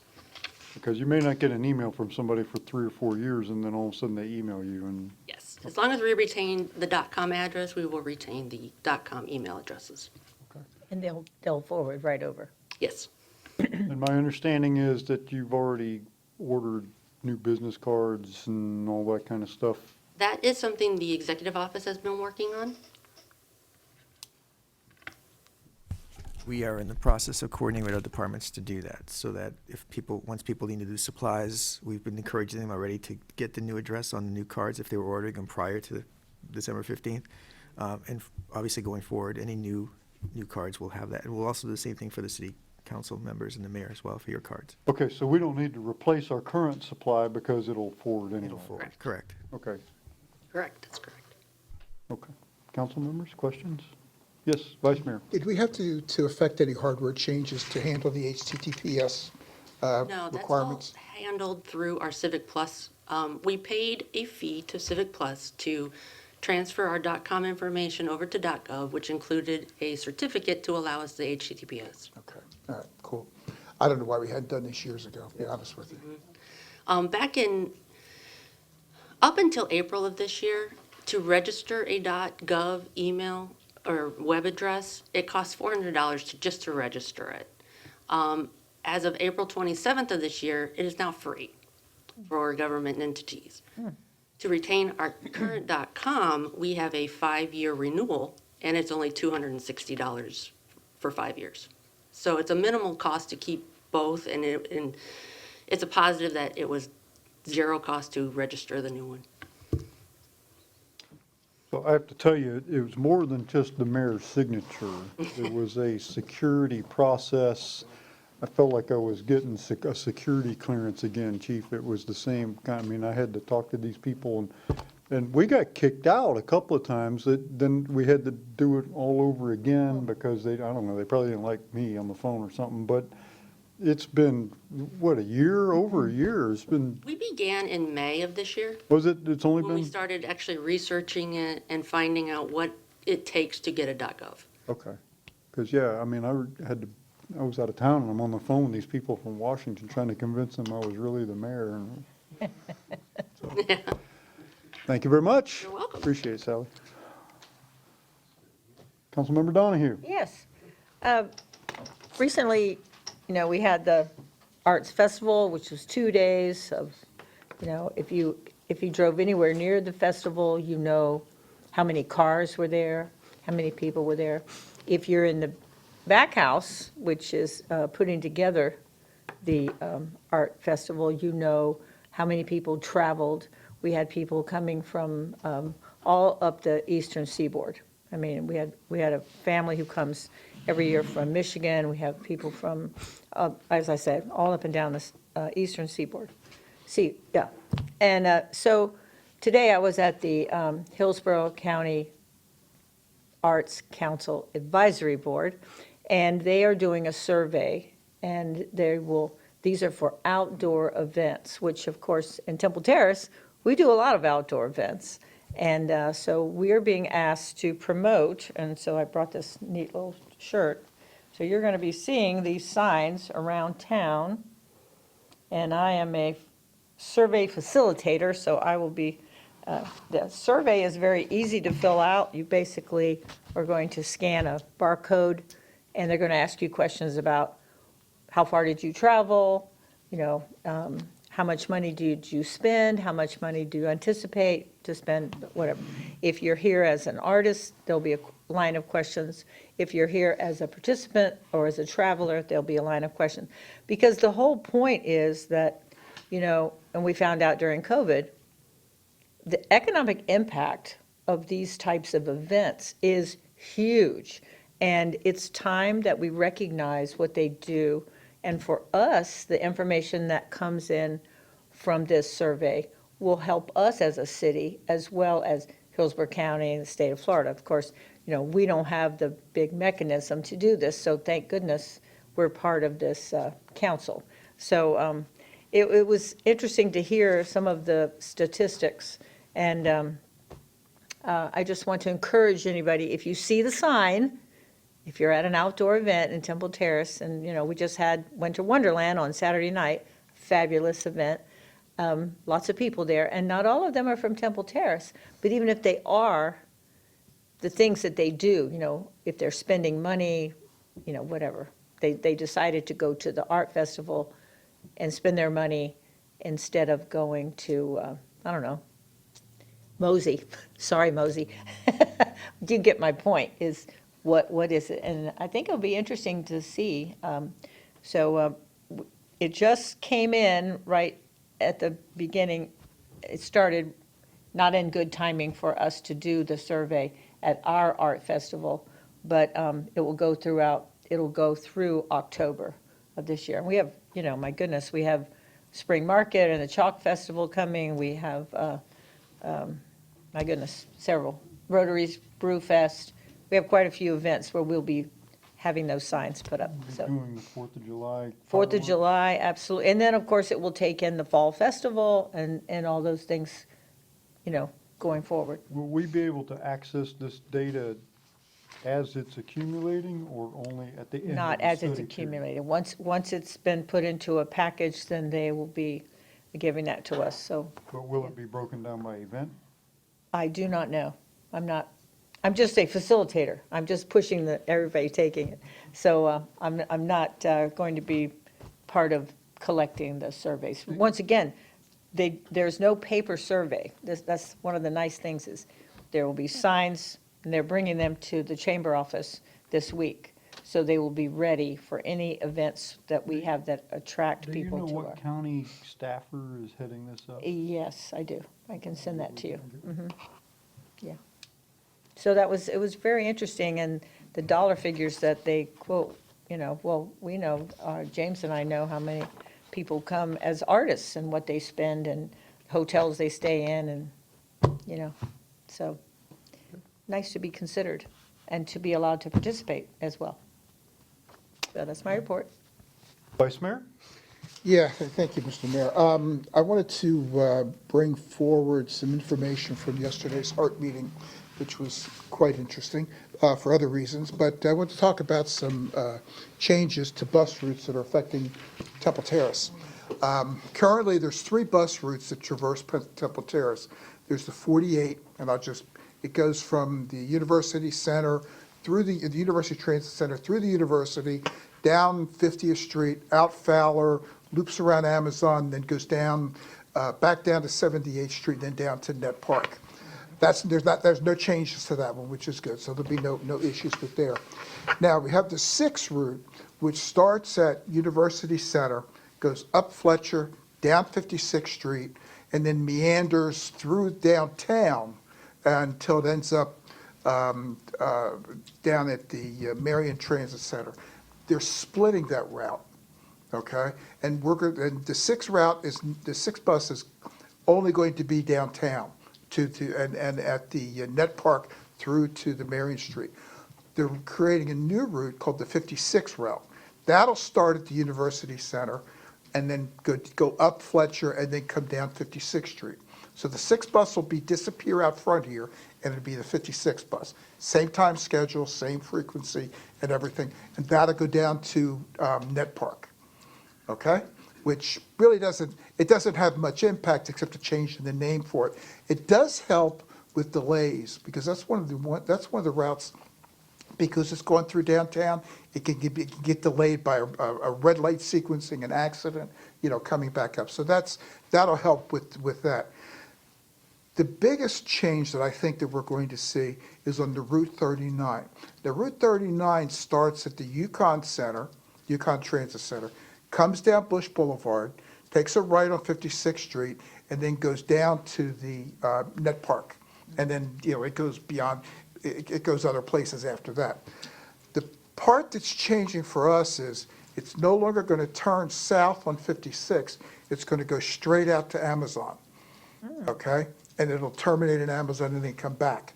What that does is that picks up a gap on Temple Terrace Highway that had no coverage before. Everywhere from 78th Street to 56th Street, where it can tie in with other systems. The Boys and Okay. Girls Club. will do Pardon me? that. And it'll pick up the Boys and Girls Club. I don't know how that's going to tie in yet. These don't take effect until March. We're still working on some of those minor details, but it'll potentially pick up Boys and Girls Club. It'll interact with the new development out there, as well as all the VA and everything else. And it'll tie in to the Amazon, which will impact Amazon, the VA, and the industrial park out there, which is, I think it's going to be pretty big potentials for the area. And again, it'll hit 56th Street, and then it'll go all the way to Yukon. So it'll service a lot of potential riders that would come from East Tampa and so, all that area all the way over. So I think that's going to have the biggest impact. I think that's going to be very beneficial for the Terrace. But it does cover that gap that we couldn't get we couldn't get it covered all the way through, through from 56 to 78th Street. We'll now have coverage, and it'll take us west as well as, the ability to go south again and north. So that's the big change. It's going to start in March? March 5th is the proposed rollout. It's going through public outreach at this point through the transit centers, but I think it'll be a good change coming forward for the Temple Terrace. Yes? I have a question, if that's all right. Is that going to change the frequency of these bus routes at all, like every half hour versus? No, it'll still be 30 minutes for these routes. It'll still be a half hour. It'll still be an hour for 48. That's the bad thing. We don't have 48's the one that goes from along. Fowler. Fowler. Fowler to Davis, Davis to Amazon, and then loops about and then goes down 78th to Harney, out to the Net Park. Thank you. That'll remain an hour. But this will pick it up to 30-minute intervals for Bush Boulevard or Temple Terrace Highway to 56. I think that's it's a pretty good gain, a little bit of a pickup. I have a challenge for you. Yeah. When I was on the HART board and they were making these major changes, I got on the bus and I got an earful. So you might hear good things because this is going to increase. But you spend a day riding the bus, you just go the whole loop and come all the way back. It'll bring you home, I promise. Oh, I know. But people were really happy to see somebody on the bus asking their opinion as opposed to saying, oh, by the way, there's a workshop, it's going to be at such and such a place. You can't get there because there's no bus that'll take you there. So, if you get a chance, put on some comfortable shoes and Yeah, take a bottle of water and have a nice bike ride. accepted. That's all I have. Thank you, Vice Mayor. Any other new business or board reports?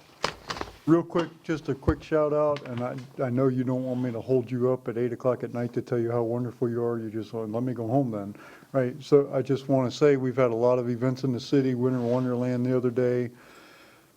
Our staff, I know it's primarily leisure services, the ones we think about, because you guys planned it, put it together, terrific job. At the same time, they had a huge swim meet at the rec center. Everything goes off without a hitch, and from the outside, it all looks like it just happens so easily, but I can tell you it doesn't. And so, Carl, big shout out to you, but also police, marketing, a lot of people have a hand in these things that aren't quite so obvious. So, Public Works has got barricades and stuff. So, thank you again to all of you. Forget the city manager. You, oh yeah, city manager does a little bit, but, No, I mean, You his guys- report. Huh? Doesn't he have a, yeah, no, I didn't forget him. We're still in new business. So you guys are, again, I know we beat this to death, but I can't tell you enough. oh, yeah. From kudos. all of us, the citizens love you. You make our job so much easier, and so thank you, thank you, thank you. Okay, city manager. You sounded like you were in that wrap-up mode, that's all. No. All right, thank you, Mr. Mayor. So I know that I believe several members of the city council have been contacted by a retiree with questions about our health insurance plan, our flexible benefit contribution, and some of the changes that are being implemented for the upcoming calendar year. So I just wanted to touch upon that for the council's benefit as well as the public. So the direction that I understood from the council was to try and find changes to make our health benefits or health insurance benefits more attractive to allow us to continue to be competitive in the market. We all know how hard it is to hire people today. And when you look at our wages and our benefits, one of the things that I think does lag, not for our individual employees, I think our individual employees have a great health insurance program, but I think for families and independents, that has been a situation that we pale in comparison to some other communities. So trying to address that this year, what I was proposing was to increase the monthly flex benefit, which is the dollars we put aside to offset the cost of insurance to our employees. And that benefit would increase in 2023 from $775, which is what it is today. It would increase to $785 per month. And for the first time in the city's history, as far as I can tell, we would be offering graduated flex benefit contributions to employees with dependents. So if you had an employee with a spouse or an employee with a child, they would get $905. And for employees that chose family plans, they would get $1,102 per month. This still would go nowhere to pay the entire premium, but it still goes, it's a little bit better, obviously, than it was before. As I've reminded the council, and I'll say it again for the public, we have a finite pool of dollars. And health insurance is I don't want to call it a racket because that's disparaging, but it has no inflationary caps. It just kind of has its own world, its own universe that it lives in. So I'm always extremely concerned about making sure that whatever changes we make are hopefully in the soundest fiscal sort of perspective that we can, thinking about the future. So the question that came up from the retirees, or from one retiree, was just to remind the council, is that retirees that served the city of Temple Terrace that were hired prior to November 2nd, 2005, and that worked for at least 10 years for the city, historically they've qualified for a flex contribution until they reach Medicare age. So if they're retired and they're 40 years old until they get to 65, they could be eligible for this flex benefit contribution and be on the city's insurance. So when we looked at these changes this year, I looked at the city's current rules and regulations, which were last revised in January of 2012. So it's been 10 years. And the language in the regulations that's specific to the flexible benefit contribution, quote, says that a participating retiree shall receive the city's current flexible benefit contribution, but it adds guidelines and restrictions apply. So under the proposed change that we were making to the to the flex contribution, I want to make sure that everybody understands the retirees were going to get the $785 that we were giving to the single employees as well. So everybody, they would get $785, which is an increase from what they currently have. And depending on which plan, which insurance plan that they chose, they could in effect pay nothing for insurance. Basically, the $785 would cover the entire cost of the insurance. However, I was restricting the graduated flex contributions to current employees, right? Again, with the notion of limited pool of dollars, I was trying to stretch our dollars as much as we could. So the question that came up from the retiree, which I think is a very fair observation, was a gentleman retired in 2010, and he had shared some information. He shared contractual language from the police contract back in 2010. The contract at the time had language in it that said a participating retiree shall receive the same city flexible benefit contribution amount for the same benefits as active city employees until reaching the age of Medicare eligibility. He also noted and shared with us the city rules and regs at the time when he retired, which would have been the rules from 2005, the revision from 25. And at that time, it had the same exact language as the police contract. Again, the participating retiree was going to receive the same city benefit contribution. There was no qualifying language about guidelines and nothing about possible restrictions applying. In August of 2010, the rules and regulations section of the city's, the retiree section of the city's rules and regulations was amended, and the word same was removed and replaced with current, which is somewhat confusing, but that was the change that was made. And then in January of 2012, as I've said just a second ago, the language was once again changed and now added this notion, or this parentheses, that guidelines and restrictions apply.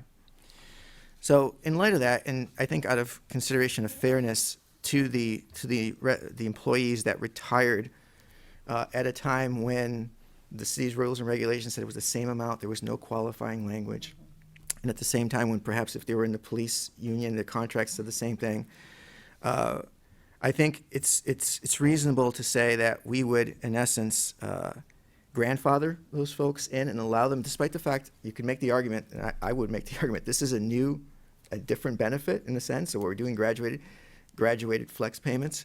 However, I understand their point of view, and I'm, again, willing to say for the folks that retired when prior to basically January 2012, for basically employees that weren't in the police union, the police contract at the time ran until September 30th of 2013. So if you were in the police union until 2013, or you were an employee in another department until January 2012, when the rules were changed, I would think that we would allow them to participate in this, again, this graduated contribution amount.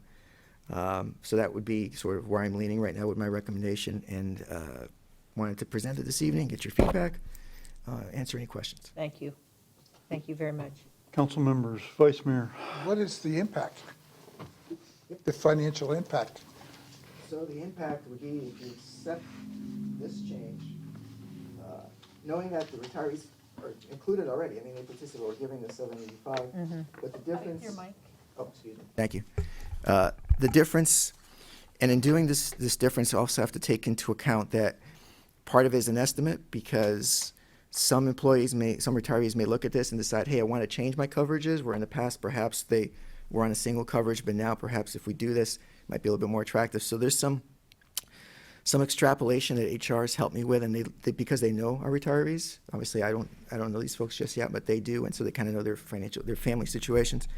So they've estimated that it would probably be a difference of slightly over $13,000 if we adopted, or in essence accepted, what I'm recommending this evening. So an additional $13,000 to cover these employees for the year. Now, keep in mind that, this is an estimate, these costs and things will change in the future. So if you do grandfather, if you accept the notion of grandfathering this group, that in the future, any changes that we make, if we make different contributions, it would, in essence, could potentially be applicable here, unless we look at this and change it again. Now, is the $13,000 strictly in the flex contribution amount, or is that a total premium and everything No, else? that's just, that would be if the demographic that we anticipate potentially could take a different plan now with a dependent. Sure. If they did that and they accepted our enhanced flex contribution for that different category, that's where we get the $13,000. It's just the difference. It's not. Okay, that's fine. That's what I'm asking. Okay, $13,000 delta. Yeah. Okay. Yeah. And that would be, just so you know, that group is 12 people. Yeah. Councilmember Chambers. Now, this issue's treating the retirees the same have come up before, and I believe there was a resolution, but I haven't researched it. Has anybody looked to see if there was a resolution by council to We treat have them the same? looked under every rock. Okay. So there was a resolution that was discussed back in 2015 at the council, and in that resolution that was shared with me, which I assume is the resolution, okay, there were two in the same evening. Councilor Donahue, I think you were there. It talked about offering compensation packages for someone when they retire that would be basically the same as what they understood at the time, which I think is what we're not saying anything contravailing to that. There's also a second resolution which says that the manager, if they're making changes to plans that would impact the retirees, that I need to come before you at this portion of the agenda and tell you. So I'm glad we caught that, because that's part of the reason why I'm doing it right now in this format. Yeah. Other questions? I just have one comment. The changes that you're trying to make to the insurance program are long overdue. They're bringing us into the real world scenario. I mean, if you worked in private industry, and I know we don't, but if we worked in private industry, there would be a bigger contribution towards the employee share by the company or management. And, you know, we have to make it better for our employees. And I've been beating this drum since 2018. So I'm glad that we're finding a program that we can do this with, and we actually get our arms around it and be able to afford it. But I think it's long overdue, and I'm glad to see we're getting moving in that direction. Thank you.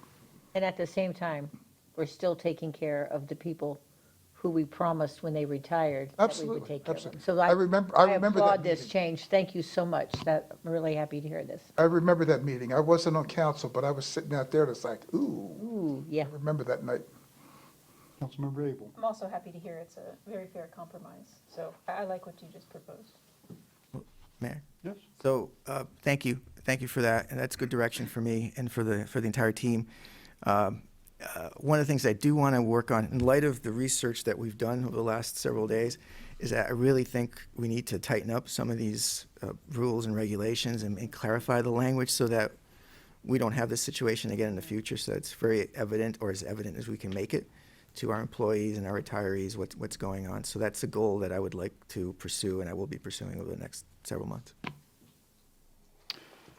Thank you, Mr. B. And I have to tell you on a kind of a personal note here, city manager and I have had lots of discussions about this as this has unfolded. And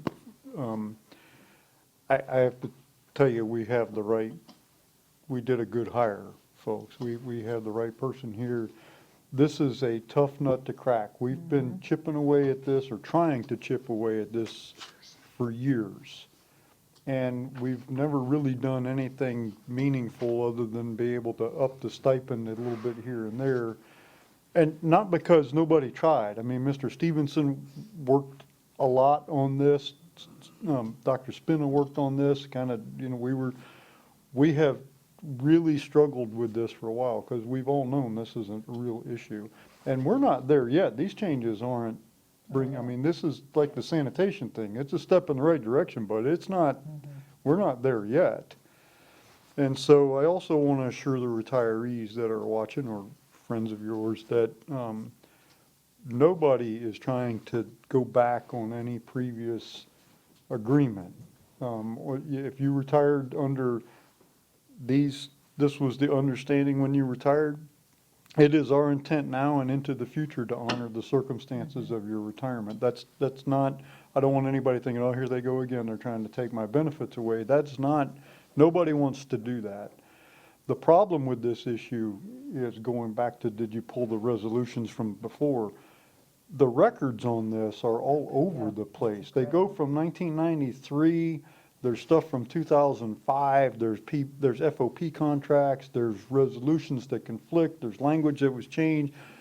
It's all over the place. And so, thank goodness, some of the retirees over the years, I've got a collection of documents, and you got new stuff now that we didn't have before. So hopefully now we can take all of this stuff and put it in one file and put it in a safe somewhere so that we have all of this, because it's taken us forever to compile all of this, and I think maybe now we finally have it all. But I just want to thank you for having the courage and the ability and the experience to to finally start breaking through on some new ways to provide these benefits. And I know we're not there yet, but I have to tell you, when it's like his second week he was here, he called and he said, I know what the council told the city manager to do this year, but please, please, please, don't make me do that, because let me have some time to study this and do something on that, because you don't know what you're getting yourself into.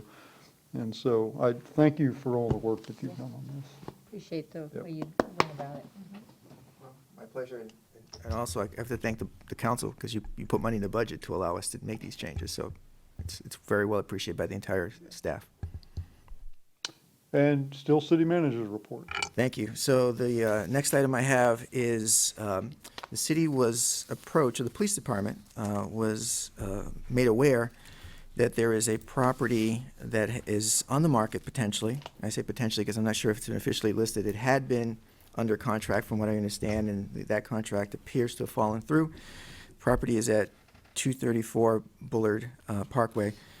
And the question I have before you is that I understand we're looking to find a location for a new police station. And based on the sale of the Rolliston Ranch property, once that sale closes, there'll be some funds in there that could help us, could facilitate that process. This particular property is 1.45 acres. And based on the study that we have, that the consultants that the police department worked with generated, it's not large enough to adequately house the station as envisioned currently in the site layout. However, it is in a reasonably central location, relatively close to Fire Station 1, close to the public library. There's some obviously advantages to that site.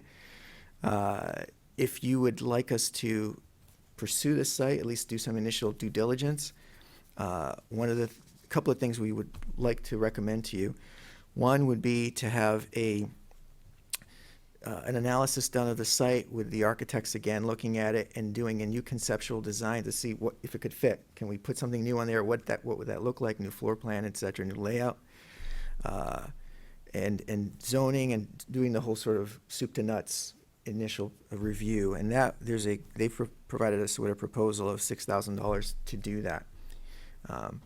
The second piece is that, I think as everyone knows, there's a historic structure on that. And I say historic, I don't believe it's on the registry, but it's definitely old.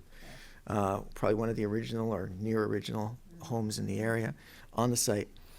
And I think it's important that the entire council and the public's aware of what that would mean if the city ends up looking to acquire this property. So what I would recommend, and I would hope that we'd have it this evening, but I wasn't able to get the estimate yet, was to have the house, if we do want to pursue this, to look at having a structural engineer evaluate that particular structure to make sure that A, it's in condition that can be salvaged, that it can still be used, or is it falling down upon itself? I think it's important for us to know that. What it would cost to bring that structure back up, not necessarily to code, because, and I had this conversation with the engineer, I said to code, and he said, hold on a second, you can bring these structures up and they won't necessarily be up to code because that would change the entirety of what it looks like, but it could be acceptable and habitable and get a CO, for example. So getting that analysis done, there would be a cost for that too. So again, we're trying to just get a feel from the council if this is something you want us to explore, and if so, we'd start working on it. I have a question. Councilmember Donahue. Are the two opposite plans?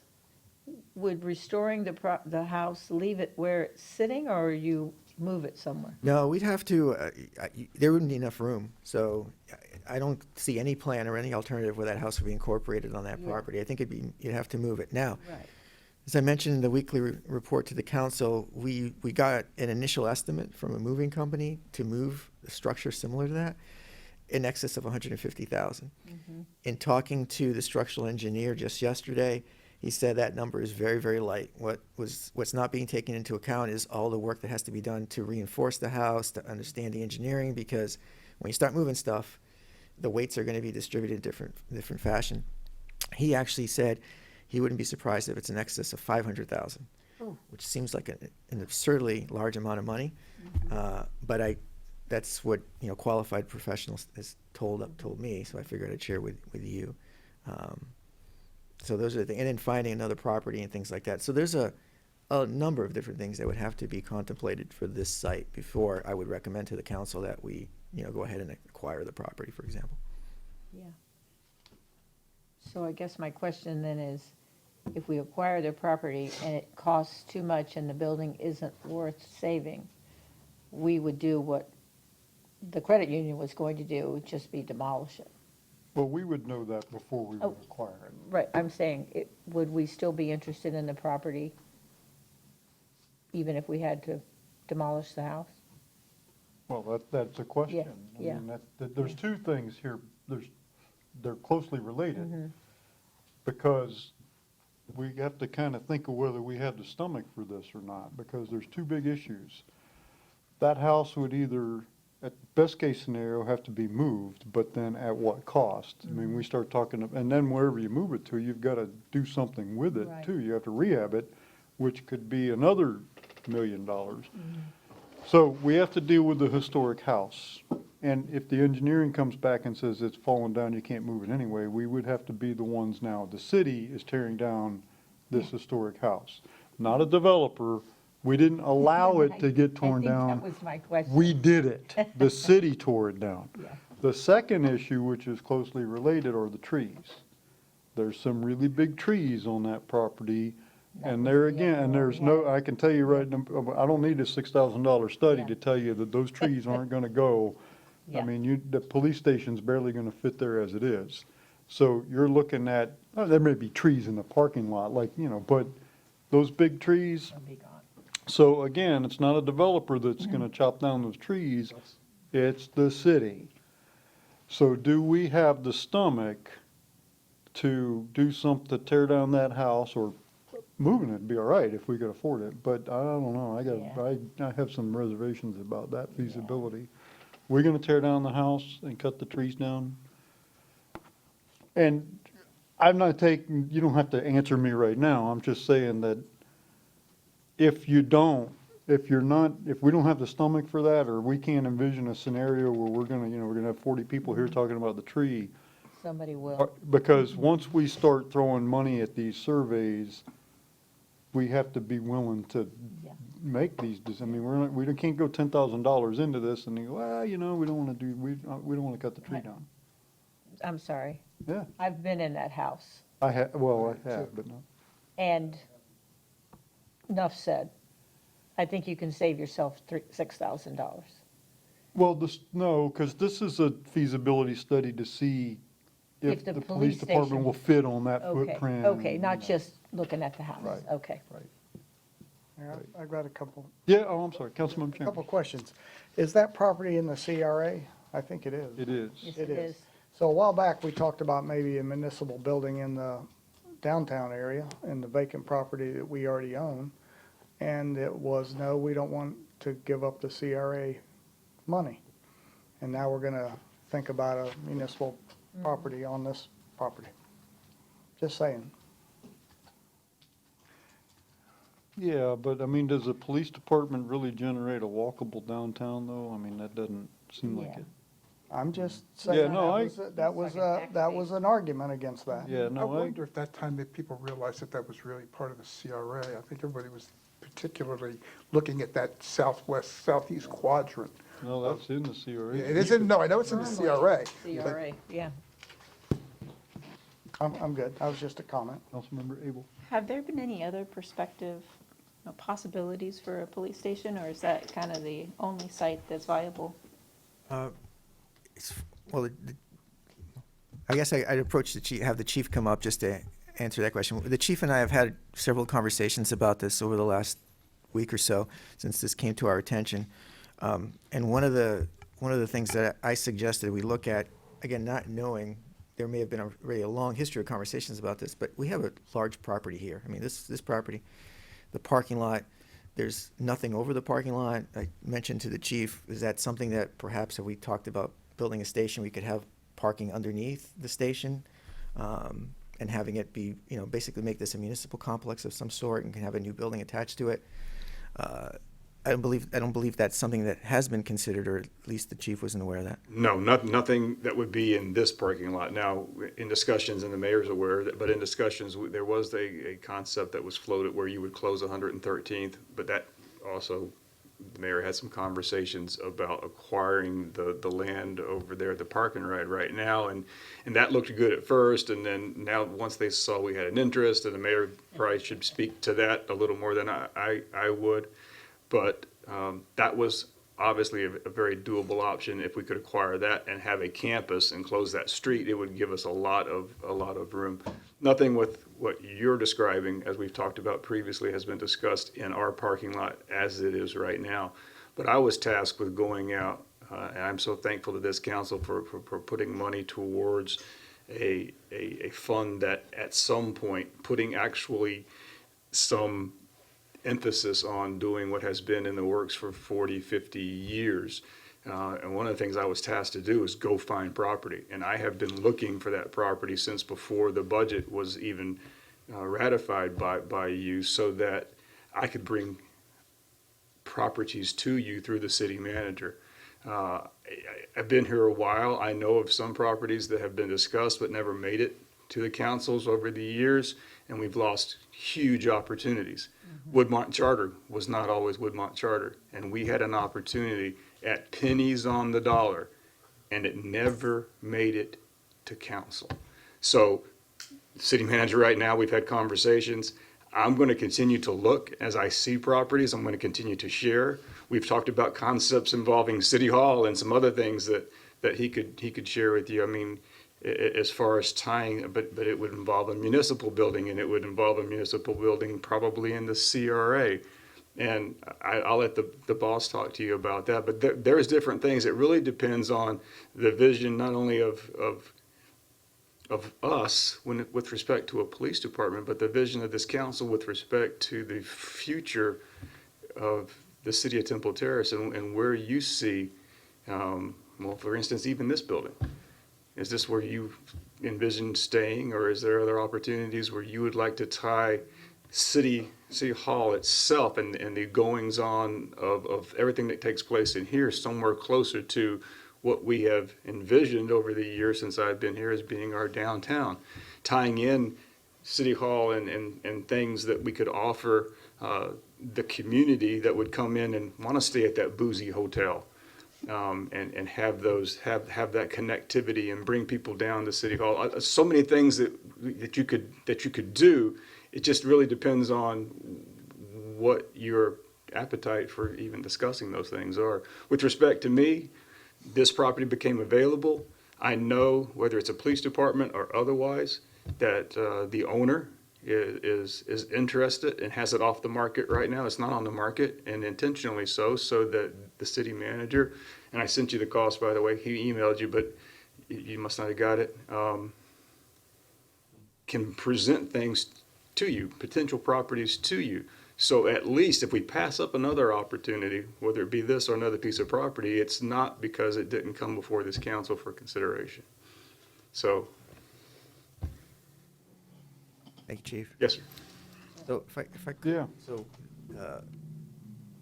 from our perspective, I think if the council has serious reservations about this property, it's probably better to let us know that now, versus getting involved and, because if, I'd rather not spend dollars unnecessarily if it's true that you're not gonna, because the house, something's gotta happen to the house. There's no way the house can stay, right? So it's either gonna be demolished, as was said here, or it's gonna have to be moved, and trying to work that out. And maybe there's a community group that would be willing to do that, and we could do a partnership, but that takes some effort. But again, we're just looking for some direction here. The chief did share with me a number, so that's the number okay. So the number from the structural engineer right now, I have no backup to this. All I have is the text that says $7,500. So this. Oh, really? Yep, this I just got. In addition to the 6? In addition to the 6 potentially. I don't know what's behind the number, so, yeah, it's separate. Well, I was thinking that was gonna be a $1,500 walkthrough and knock a piece of drywall out and look behind it. I didn't know it was gonna be $7,500. And not having had the chance to review it, I don't know what's in that number. So I'm just giving it to you right now because we just got it. Yeah, Councilmember Chambers. The $6,000 feasibility study is to determine if a building that could meet the needs of our police department now and in the future can fit on that size property, whether it's that property or not. Correct. Would correct. it make sense to pay the money so we know down the road in case another piece comes up, what could go? Well, it Or is does, it it unique is to that somewhat property? site-specific though, because it has to do with curb cuts and ingress and egress, and so it is somewhat, it's not like, okay, you give them the dimensions and they just Right. go on a CAD drawing and figure that out. Because, yeah, it could possibly, it's possible, because you can go vertical. But it is somewhat site-specific, because there's things you have to work around on setbacks and utilities and stuff like that, so.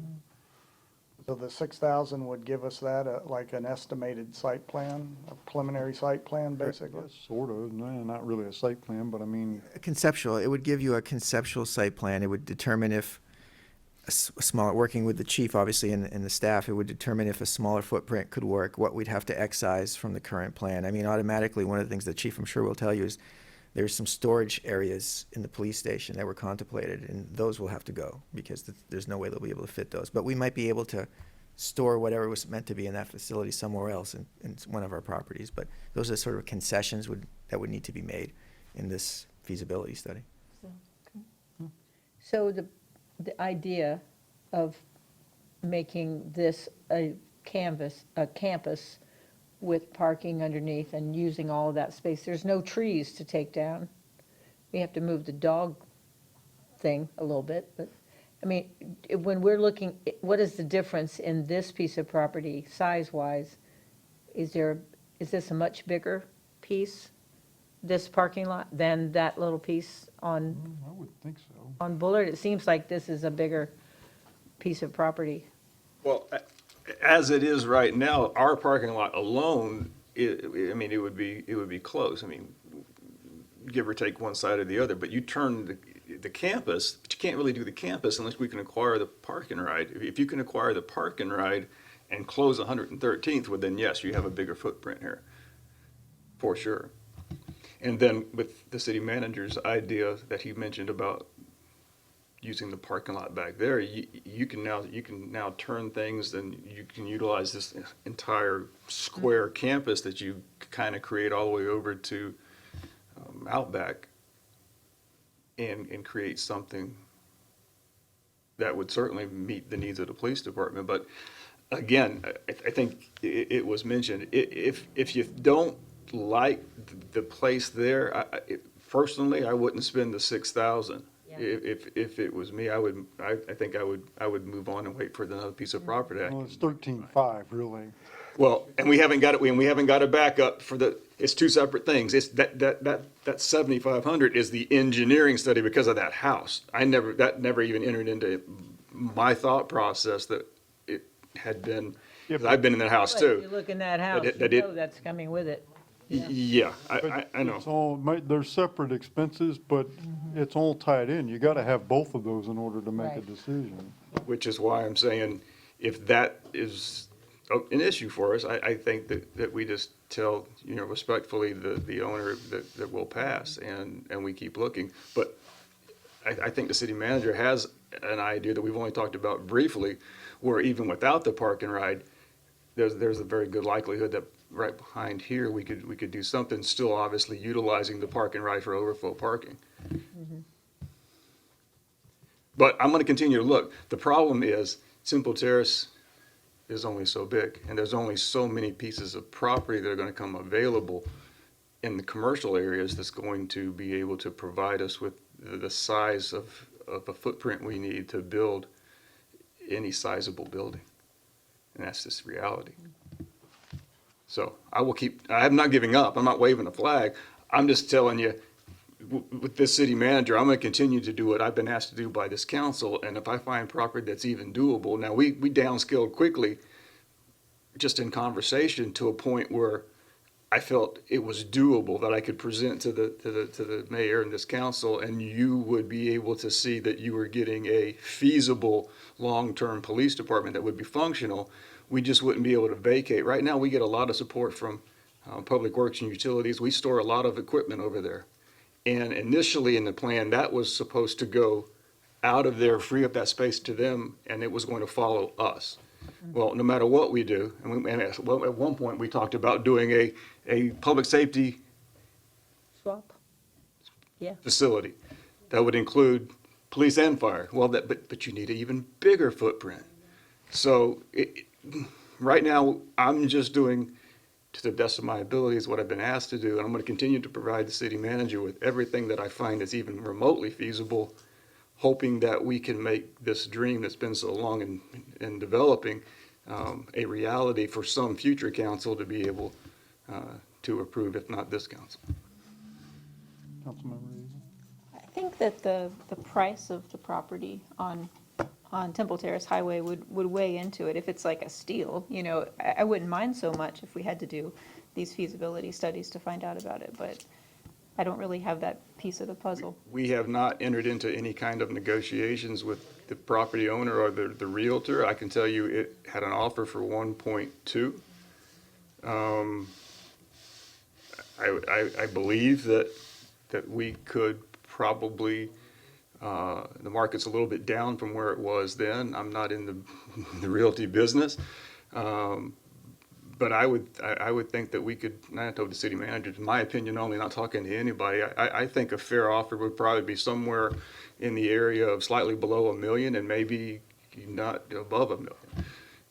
But again, that would be something we'd have to engage with people to tell us what they thought, what they, because of their skills, would assess that property of being. But I think we could get it somewhere in the south side of $1 million, and if nothing else, negotiate back up and stop at $1 million. And then you got to determine what the property is worth, and is it worth it to the city? And again, like I said earlier, if it's not for a police department, is it a good deal for the city? I'm going to keep bringing them to you, and you guys decide what you want to do. Can I, don't leave. Please. Can I just tell you some thoughts I have and see, you guys, this is a tough one, and I am surrounded by smart people, so help me out here, right? I just want to tell you my thoughts, and then you guys tell me, no, you're crazy, or help me, right? I just don't see, and this kind of is inconsistent with the conversation you and I had this week, and I apologize for that, but we've had a lot of discussion. I just don't see this council, me included, wanting to be in a position of two things. One, oh my gosh, you're tearing down one of the original structures. Well, yeah, it's falling down, or whatever the case, termites, whatever happens, nobody's going to hear that. All they're going to hear is that the city is bulldozing down this original house. They're not going to hear about the termites. They're not going to hear it can't be moved. They're not going to hear any of that. All they're going to do is see the city's got a bulldozer out there and they're tearing down a 100-year-old house. And then we're going to break out the chainsaws and start cutting down these 100-year-old, 300-year-old trees, however long these trees are. I don't know, they're old. And and then on top of that, we're going to build a police station, which is going to have to be reconfigured to what we originally wanted. You and I both know what police stations are supposed to look like. We can shoehorn this in, Ben, but you're going to have to go vertical to make this work, right? Which is really not optimal. It would have to be at least a 2-story building. Yeah, I mean, you could put the prisoner stuff on the bottom and then your admin stuff on top, so it's not too bad, but it's still not optimal. We're trying to get down to one floor. So we're going to shoehorn in a building that's not quite what we wanted anyway. And then we haven't even begun to hear about I thought this CRA property was valuable and you needed the TIF money. Well, I guess you didn't, here we are putting that building in the TIF, in the CRA. We're not going to have the TIF. And we haven't even then started to say about, oh my God, my kid goes to school across the street and now I've got criminals being brought in and out, It's not the right place. I just wonder, there's an old saying, if you have to work too hard Yeah. to make something happen, maybe it's Yeah. not the right Exactly. thing. It's and not as close as the library when you want to refer to it not being the right place. But But- I'm in favor of everything you're saying, Mr. Mayor. I'm not But here to here's- argue at all. I'm surrounded by people smarter than me and I know it, so I'll defer to what, you guys think differently, then I'll go with it. But, Let me, and I know these guys want to go home, so I'm trying to land the plane, but you know what we haven't done? What? You and I have had this conversation 100 times at least. Dr. Spina, we came to the council, we got a plan to get some property, where the money's gonna come from. We got this all worked out, except that we have focused on trying to find vacant land. We have not gone out like somebody looking for a new house, right? We haven't gone out and said, what can we buy that already exists and either gut it, rehab it, or tear it down and build on that site? By we mean, you mean you, sir, or you mean me? Because I Me. am looking Okay. for every option. Because, I mean, we've got some stuff that, why don't we knock on the door and say, hey, we'd like to buy this place, get out, we're gonna tear Go it down. back and to build," Woodmont and find out what they want. So anyway, maybe They'll you, never sell that to us. anyhow, those are just my thoughts, and I don't know. Yes, Vice Mayor. I agree. We're trying too hard to make this work. And I think that, you're doing what we asked you to do, or you were asked to do.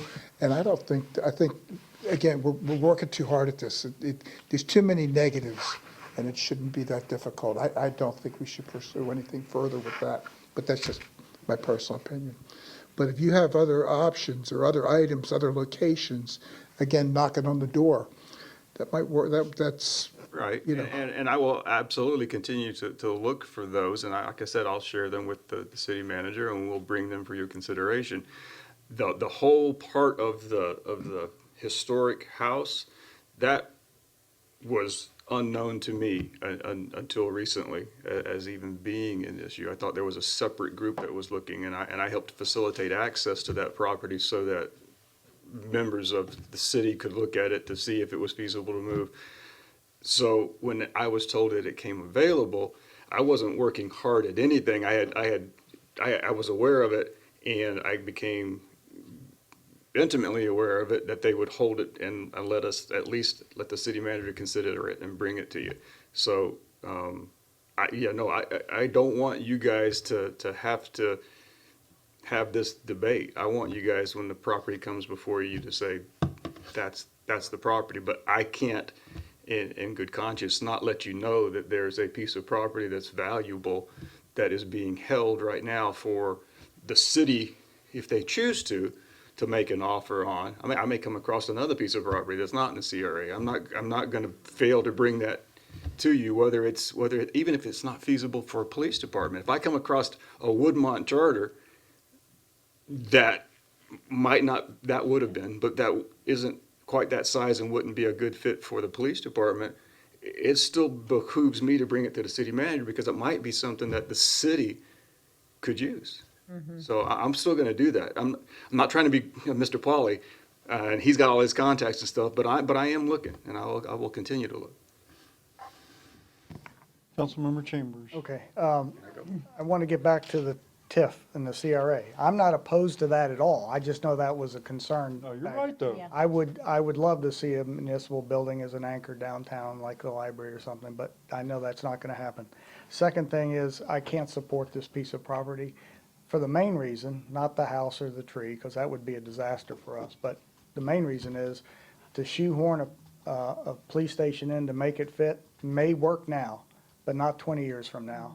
And we need a place to be able to grow to, so. Can I speak to that too? Yeah, that's why Just you're for a here. second? Maybe it's good I'm not sitting down. I will never bring to you a site plan on a building that I didn't believe would last you more than that length of time. I promise you that. And I know you didn't mean that term necessarily, I didn't but mean you're it. never, ever gonna have a proposal from me on a building that I didn't believe would meet our needs. In this case, it would be a scaled-down version, and it would continue to encumber areas in public works that, unfortunately, they share with us graciously. But I'm not gonna do that. I'm not gonna propose that to the city manager, and I won't bring you something that I don't believe in. Okay, so it seems right now the wind is blowing against this. Is Yep. that the consensus? Yes. Is that Yeah, I think so. Yes. I think so. Okay. Oh, yeah. So, Thank you for bringing it up. thank you. Yes. I just don't think, It's good. is this, what are your thoughts on this? I mean, you, No, this is exactly why we brought it up, so we could understand what the council yeah. felt about it. So this makes sense to us. I think it, we'll keep looking. No, I don't want to beat the horse to death because I know these folks want to go home, but there was some discussion, and I don't want to get into it now because they don't need to be dragged through this, but some time ago, there was discussion about maybe relocating Public Works and redoing that building. I know you're not crazy about that idea. Well, not really, and he's not here to defend himself. There are a lot of things that would be involved in that, and not the least of which is kicking to the curb a portion of my fellow employees that have done a lot, not only with the building that they were given, but to make it, to spruce it up, and it works for them. There's a significant amount of things that would have to be Okay. changed for us, and then you, If it's not a good idea, I see Ray going, hell no, you're not getting my building, and so that's cool. to his credit, begrudgingly, he was working to consider Ray that. We can move on. I just wanted to, okay. Thank you, Chief. Yes. Thank you, folks. Appreciate the discussion. That's all I have. Thank you. City Attorney, Mr. Mueller. Nothing to report. Council members, anything else? Directors, anything else, knowing that the others are going to gang up on you if you stand up now? Anything else? Okay, if not, we will be adjourned. Oh, wait a minute. Councilmember Donahue is going to adjourn us. We are adjourned. No motion required.